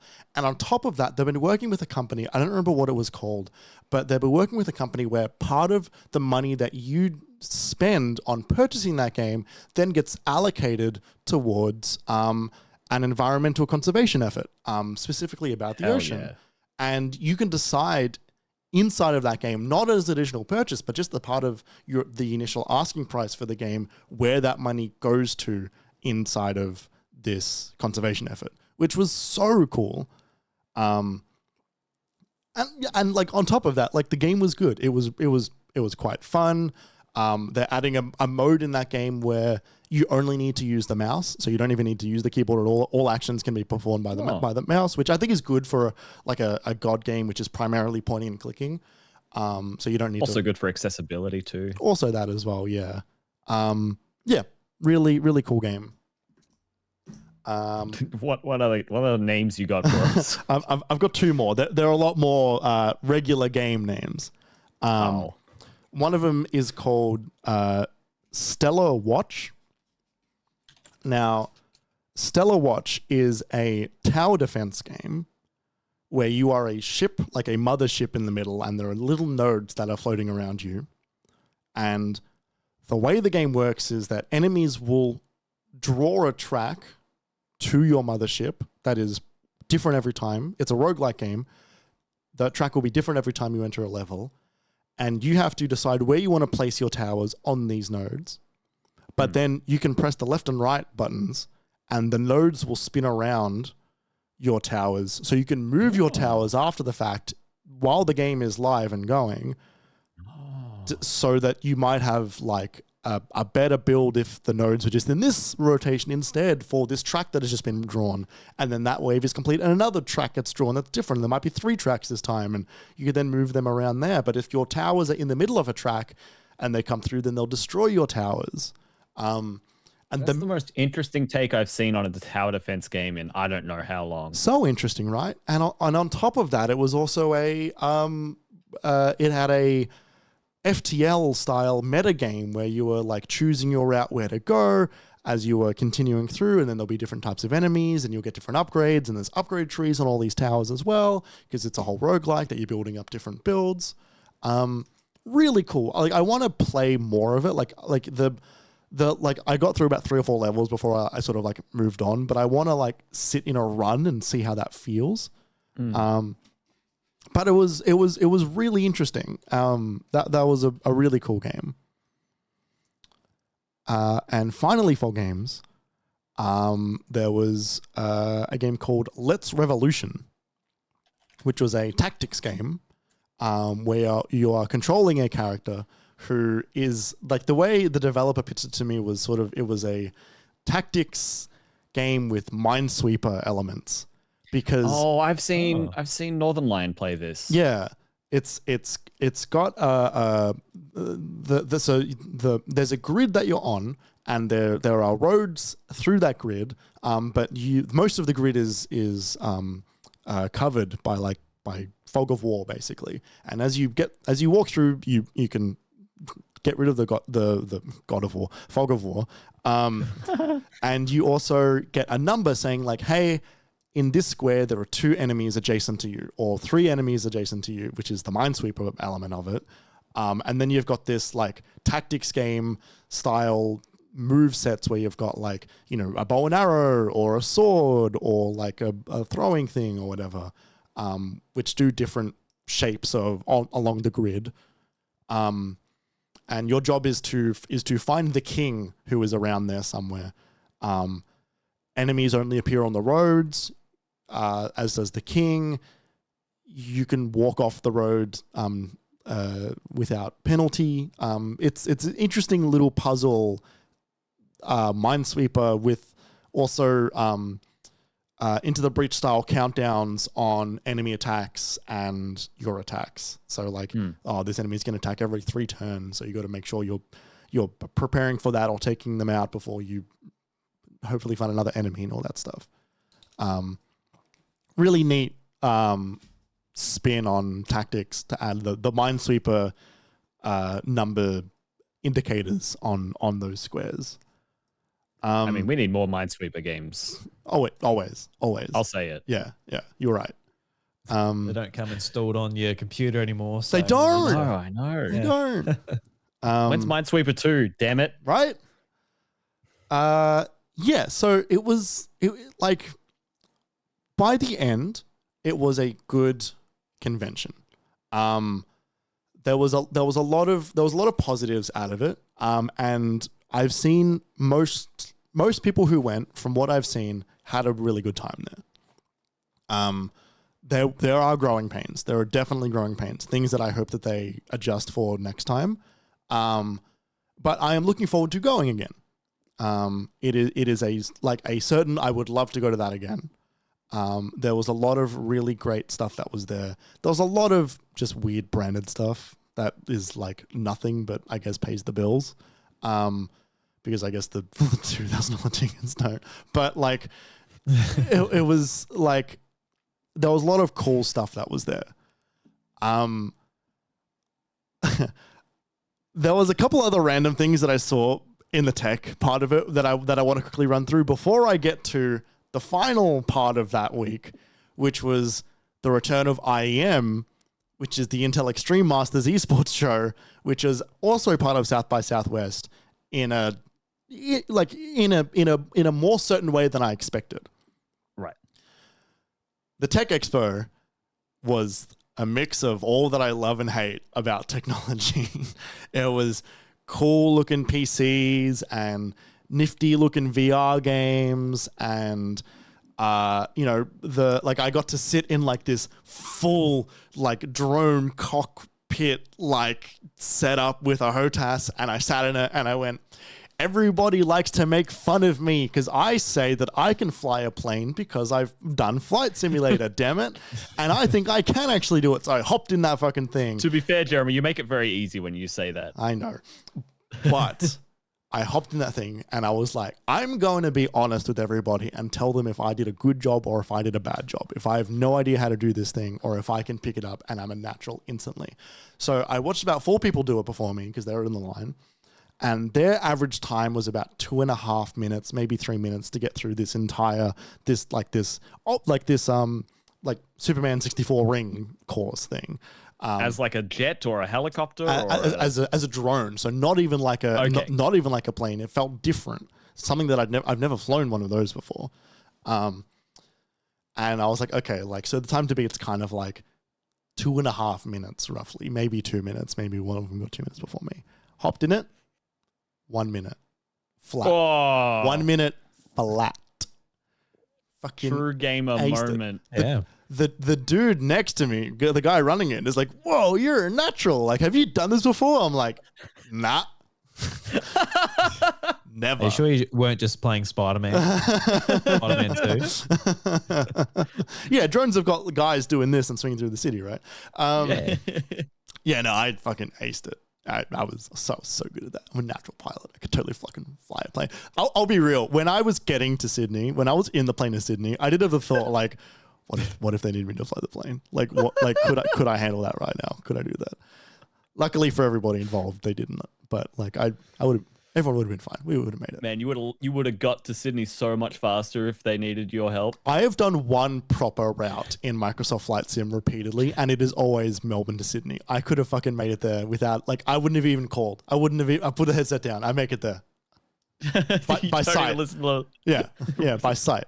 There was a lot of terrible tech shit that was there. There was like, like the future of blockchain in gaming, or, there was like using AI powered art to like sell immediate cards that you can then get added to a Pokemon. It was like, there was tons of that stuff, tons of really bad tech that I started to immediately poke fun of on Twitter.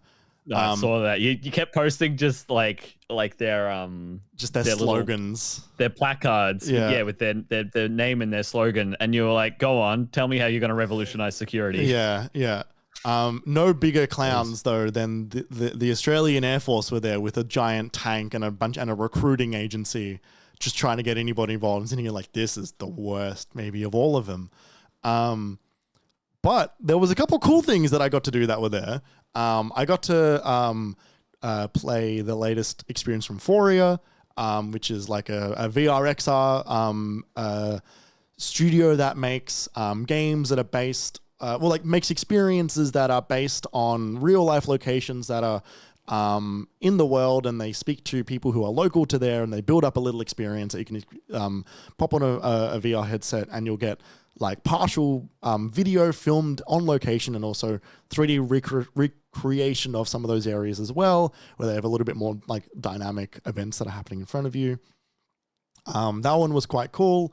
I then went to the massive Qantas booth where I got to experience the future of first class accommodation from their upcoming Sydney to New York and Sydney to London direct flights, which will become the longest flights that you can take, as far as I'm aware.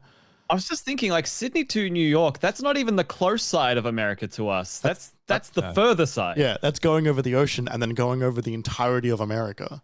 Oh my God. How much fuel does that thing have? Jesus Christ. Right. And so you get there, and there's a bunch of people dressed up in like, air steward and stewardess like things, and there's a couple of captains there, and they're like, "Hey, do you want to try this out?" I'm like, "Yeah, all right," I say with like my third beer in my hand. And so they give me like a quest. And I pop on and I look around and I'm like, this is just kind of like, I'm just looking at images here. Like, I'm not actually, like, it's just 3D images of what this looks like. This is kind of boring, but okay. And they show you like what first class looks like, what like business class looks like, what economy plus looks like. And then they show you just like the economy seats. And they're like the same shitty seats they've had for like 15 years. With like the little plastic, like, handrails, and at least there's a screen at least, but like it's still got that one little air duct up there. It sure is the complete polar opposite to the first class that's there. And then they have a physical replica of the first class booth there. And they're like, "Do you want to hop in it?" I'm like, "Absolutely, I want to hop in it." And I'm there kind of pretending like I'm covering this stuff when like I'm usually discovering games. I don't mention video games at all to this guy. He's like, what's your outlet? I'm like, oh, like a small independent website based from Melbourne. Like, I didn't tell him a single thing that we do. And he was talking to me about like, so you've got a bed, you've got a recliner, you've got a little mini wardrobe, you've got like cup holders, you've got different lights that are soft lights that represent the how bright or how dark it is outside, which you can turn on or off. There's buttons which is like don't disturb me. There's cup hold, like it was It's like a hotel room. It was like a small hotel room. And like if it's gonna be a 22-hour flight, like, you know, like it would be nice to be comfortable in that.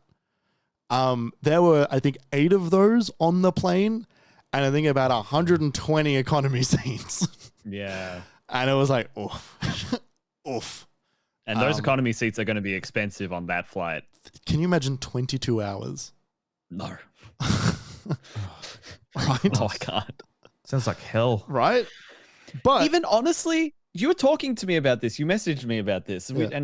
And I was thinking about it. And as you said, you know, 22-hour flight, maybe I would want to get like my own little room, and like it was like, oh, being on a cruise, you know, you're on the boat for so long, you know, your own little room, that's fine. Except it's not like the rest of the plane has like the canteen and then also the observation deck, and No. it's just you've got your room, or you could go to the toilet. Like so I thought about that more and more. I was like, I think I'd feel a little too enclosed, a little too bubble boy. Oh no, like it's quite roomy in there. Because it's no, but I mean, like, it would just be me alone in a room for 24 hours. Whereas, like, I think I would rather sit in a very comfortable seat in a room full of other people, also in first class. I don't know. I mean, you open yourself up to. Yeah, I don't know about that. You have a screaming kid behind you, some stinky person next to you, have someone in front of you who's just like, I don't know, the seat's leaning back onto you and it's squashing your crutch. Like, oh yeah, this is great. Yeah.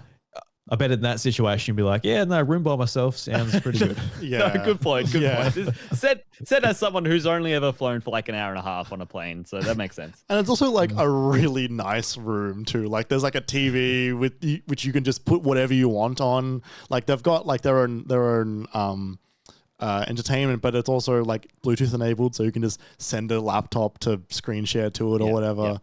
It's a whole thing. I do appreciate that you're very secretive because you're like, oh, I'm not going to cover this anyway.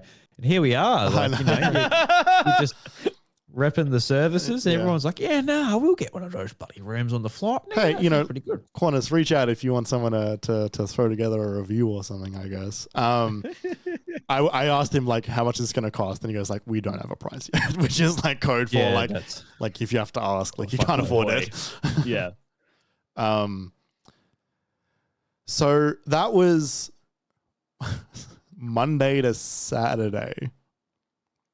On Friday to Sunday, I didn't go on Sunday because Sunday I took a flight home very early in the morning. Saturday, I went to IEM, Intel Extreme Masters Sydney, which is an esports event, electronic sports. They were there. It was the world's first esports event with CS2. So it was the very first time there's been a professional esports event happening, which was CS2, which was and the you main entered, game. and I won.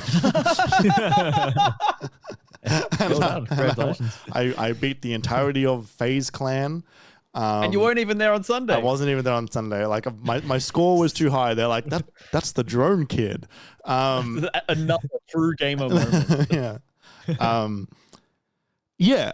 So this was also at the ICC in just the building next to it, which was it's a giant theater. It was quite cool. It's a fucking great venue for this stuff. Like there's not a single bad seat in the house. The displays they had were really good. The crowd was so fucking energetic. It was the most excited I've ever seen an esports event, and I've been to a handful of them now. This was the most energy I've ever seen in an esports event. It was really exciting, and I was only there on the Saturday. And I don't have any, like, I don't really care about CS. And I didn't know who, like, I've heard of FaZe Clan, but I didn't know who any of them were. But I've heard of FaZe Clan in terms of, I understand that they're a large company that enter multiple games, and I know that they've had controversies, is my understanding. That's how big they are. Yeah. FaZe Clan won the competition on the Sunday. I didn't see that, but what I saw on the Saturday was like really exciting. Like, I don't even really care about watching CS, but it's the sports thing, right? It's like you're watching athletes being the best at something, and that's still kind of exciting because you're watching the best of it. Which was really cool. And, like, I got a beer and I wandered around because I could sort of go wherever I wanted. So I went to the bottom seats. Well, you can. It's nice when you get a mini pass. I went down to the closest seats, and then I went all the way up to the nosebleeds at the top, and it was still really exciting from up there. I'm going to say this and you're going to be really confused with what I mean, but the crowd there loves cock. And I don't know why every single chant and phrase they had was cock related, but it wasn't even necessarily like, you're awful, blah, blah, blah. It was also in the positive way. I don't know why, but that's what happened there. Well, I mean, good on him. Good on him. That's just what you do at competitive venues. Like, I guess quite often I go and watch the football, for example. I go and support my local team. I'm just like, I love cock, and everyone's looking at me strange. I'm like, it's just what you do at competitive events, guys. It's just what you do. It's so true. It's the motto of the Olympics is my understanding is that. Yeah. I'm watching the long jump. I'm there in the front row. I'm like, I love cock, and all of the men, jumping, doing those big jumps, are just wondering what the hell's going on. Drew's finally feeling seen with your stories here. Yeah. What do you think the C in CS stands for? But like, it was it was a really good event. It was a really, really good event.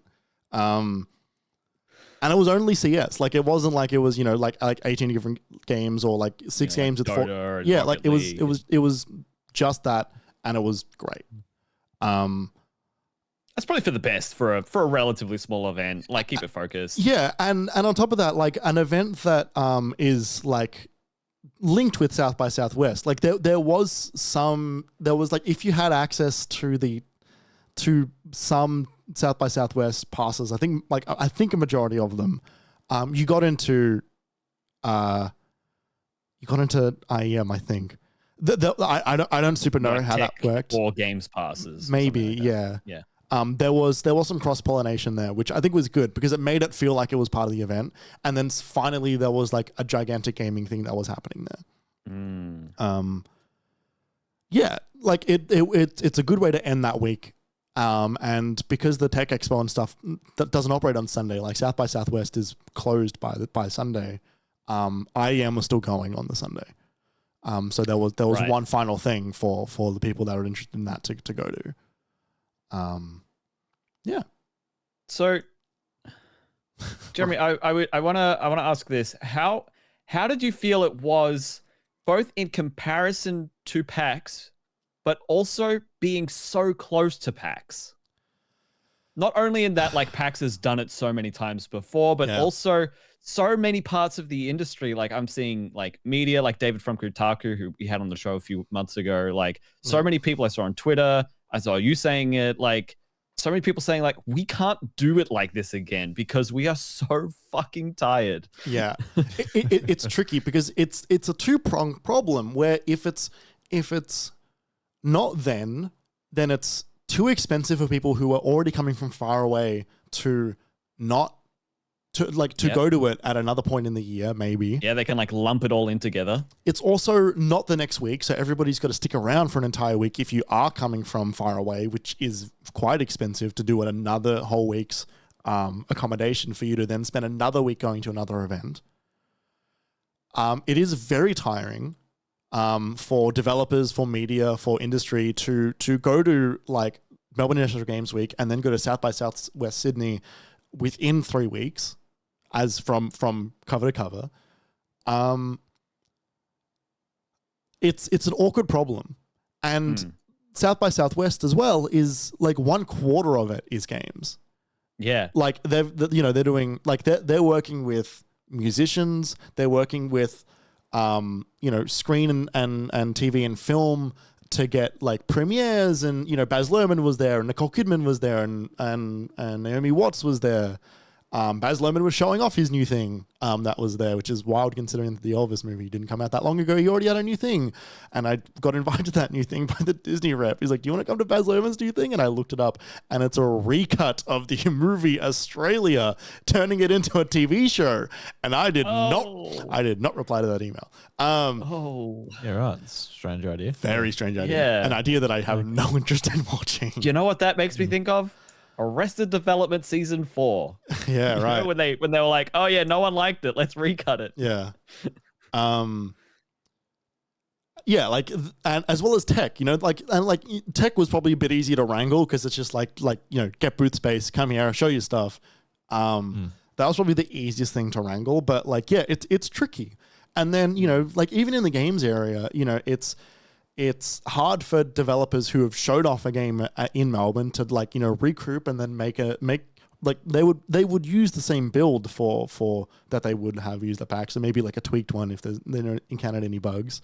But Sam Barlow came down to do a talk, which I watched, which was really interesting. The developer, he's the one who's done Immortality and Her Story. Yeah, Immortality, Her Story, and Telling Lies, as well as 2 Silent Hill games.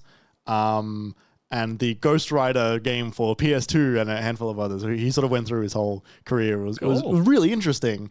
Imagine if it was the next week after PAX, imagine if he was also at PAX. That would have been so cool. Yeah. Then everyone else would have been dead, right? So it's tricky. Troy Baker doing a show at South by Southwest, and then a secret show the night after Mega Dev. Yeah, right. Could you imagine? Like it's nightmarish. I don't know when you do it. I think maybe another week after could be good, but then you lose potential people who are showing off their game from other countries. It's hard. It's a really tricky problem, and I don't actually know the answer to that. I think maybe in the dead of winter. Maybe, but if you're also organizing IEM, that's also based on when there's that's esports qualifiers. That's completely irrespective. Yeah, it's a nightmare, a scheduling monolith to tackle. Yeah, maybe they should split it up and do like one of those sections a quarter, really focus on each one and make sure they have like the space or something. But that's also not what South by Southwest is. South by Southwest is the combination of all of them. That's what makes it special. Yeah, and realistically, the game stuff couldn't the game stuff could have been a different time because it was so segregated off to the side. There wasn't that cross-pollination, which I think is where South by Southwest really gets to shine, is people who are not necessarily gaming related or not necessarily, music minded, will still go to a show. We'll still go see a movie. We'll still go, a tech talk or, see some cool tech in the expo. Like that cross-pollination is a boon for that festival. And I feel like the game stuff kind of missed out on that because it was so far away. So I think in my mind, a perfect version of South by Southwest is in about maybe starting next week. So 2 weeks after it would have started this year and together in one big ICC mega conference. That way everyone gets a bit of time, a bit more energy to regroup. It's getting a bit closer to the end of the year. And maybe some brands would have maybe some gaming brands and stuff, or movies would sort of the movies that are, and tech and games that are going to try and hit that Christmas window might have a bit more stuff, but some more things that are ready for it. I know Spider-Man had a brand activation, but that was primarily just because the game was coming out. It wasn't actually close to South by Southwest. PlayStation does that in Sydney. They had the big Horizon Raptor there when that came out. That just happened to be a happy coincidence. But what if it wasn't next year? This period of time is there for that stuff. The Avatar game coming out soon could have had a whole thing there. You could have had that game early. at South by Southwest in 2 weeks.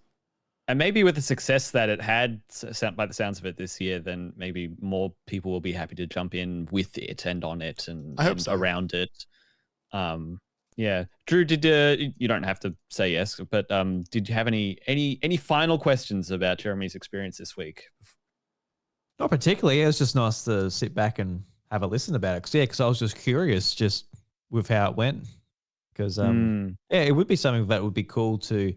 Fit into, I guess, the annual rotation. Like, oh, cool, another event to go to, for better or for worse when it comes to, budgeting it. But it's also slower paced. Sounds cool. It's slower paced, so you can sort of appreciate a lot more of it happening because you're not running to appointments. You're not in a giant convention hall all day for 3 days. You're able to sort of go out, have some lunch. It's over a week.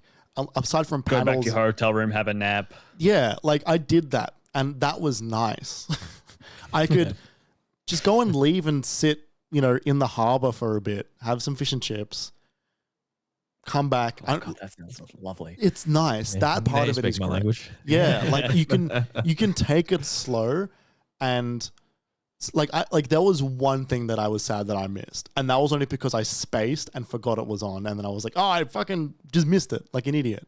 But like that was it. What was that? Oh, it was just a panel. Like it was a panel on the Saturday, I think. And I just completely forgot about it. Yeah. Too much time playing Mario the previous night. Well, it turns out after 6 days of going to a convention, your mind gets a little bit loopy. But yeah, it was, Yeah, cool. Well, I'm glad you went. Me too. Thank you for representing MiniMap. I'll go again. That was my final question for you. Would you go next year? Yeah, I will. You going to go next year with him, Kerry? Oh, that's an interesting idea. I think that would be way funner than doing it solo in Sydney. Well, it was tricky at the start, but like once you make friends, you see them everywhere. Like you see them at every event. And so like you just like, fucking Spider-Man pointing at everybody being like, it's you again. And because you're in the similar environments, you're like, you want to get drunk again? And the answer never stop being drunk. The answer is yes. It's 2 p.m. in a tech convention somewhere. Yeah. Well, yes. Thank you for the rundown, Jeremy. I'm excited to see the previews. You said you got a few in the tank that you're gonna get ready for the website over the coming week. There's a big that's a ticket. That's the IAM one. I was going to say, because didn't you get like a paper? Yeah, so this is the South by Southwest one. So let me get rid of those two first, because it was like the ticketing system in this is a fucking nightmare. So this is a pass, which allows me to get to wherever I want because it's a platinum pass. And when I got there, they printed it out for me because they found my name, and that this is the QR code you scan everywhere you go. And they gave me some pronoun stickers as well, which was good. But then I had to I then had to get this little shiny thing that says media there. And then when I got there, they're like, this is to let them know that you're a media. No one looked at that ever. And then they're like, but come back tomorrow because you'd want to because I also had to say, hey, I'm going to be capturing content there as well with a camera, and like, okay, we'll give you the capture thing as well, which is what this is, but that wasn't ready when I got there. That was still the printers, even though it's just paper that says capture on it. And they gave me this again, and I don't know what that does. That just says media on it, but they gave me that to put on my thing as well. Because it's paper, it's also like the printing started to fall off because I was wearing it for 7 days. Luckily not on the front. Luckily not on the important side, but like it was just... Yeah, hold that QR code up. I just want a free beer.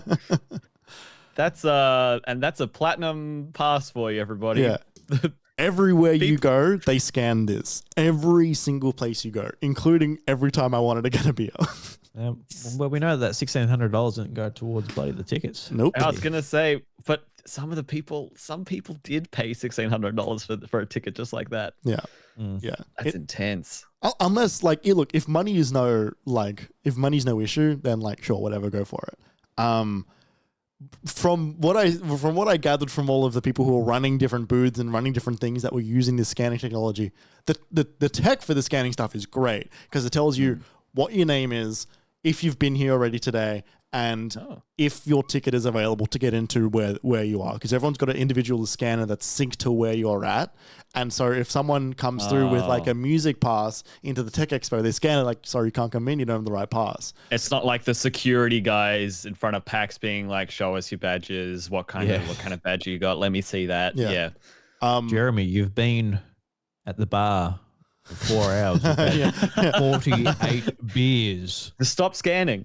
It's fine. I did go up to the bar a couple times in the Tech Expo, and like they just said like scan yourself, and I was like, okay, so I threw it under, and it had like a little like already scanned thing at the top, as if to say don't give him a drink, but they gave it to me anyway, and I just sort of like and just walked away.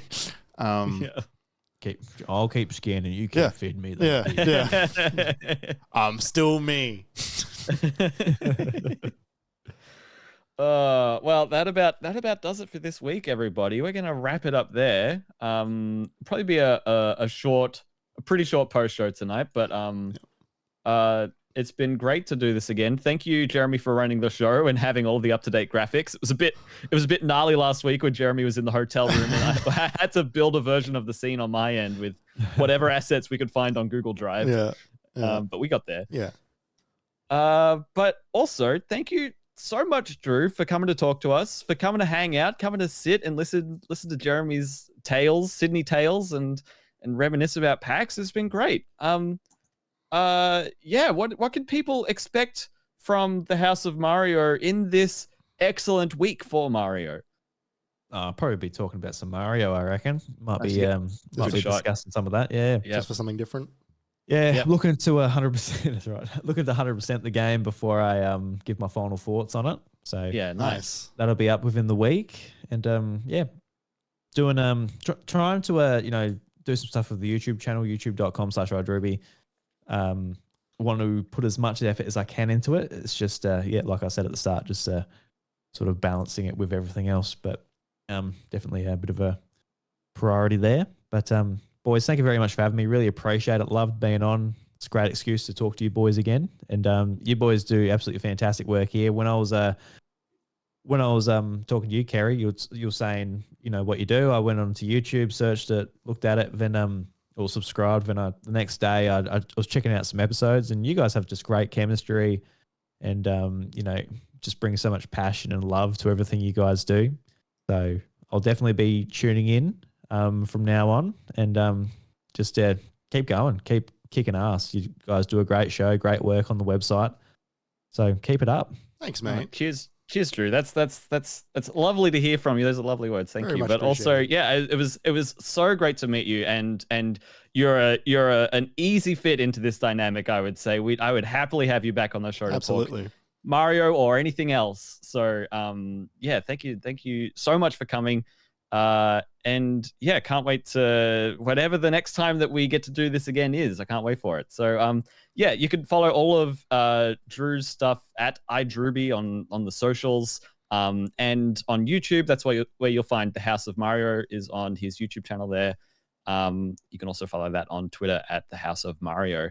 We're gonna wrap this up. Thank you all so much for listening. Thank you for getting to the end of this episode. This has been a good one in a big week for games. And it's not stopping. Next week is Spider-Man 2. We'll be going through our more in-depth thoughts, but also Alan Wake 2 is coming out this week. I don't know if either of us are going to be able to cover that next week. Don't expect any Alan Wake 2 content next week.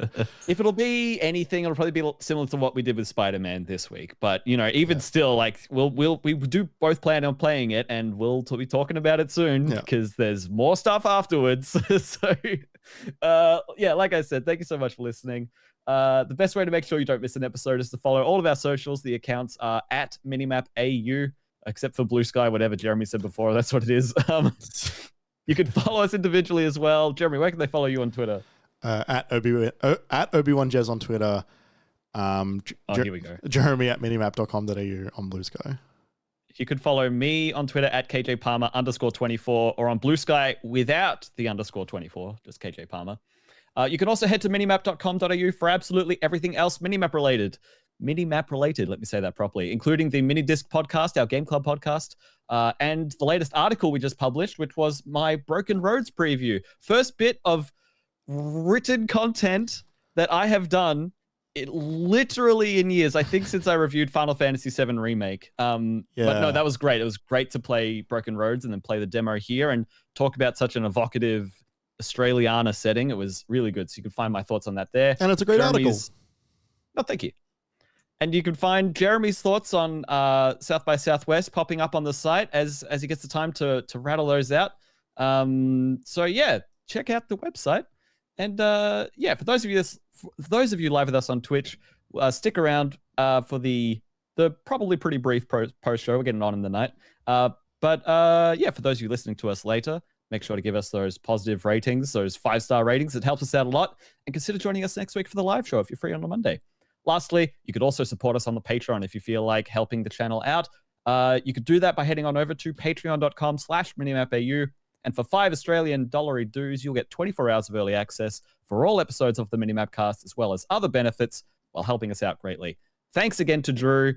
Thanks, Jeremy, for going to South by Southwest. It's been a pleasure this week. I can't wait to do it all again next time. Thanks, guys. See you then.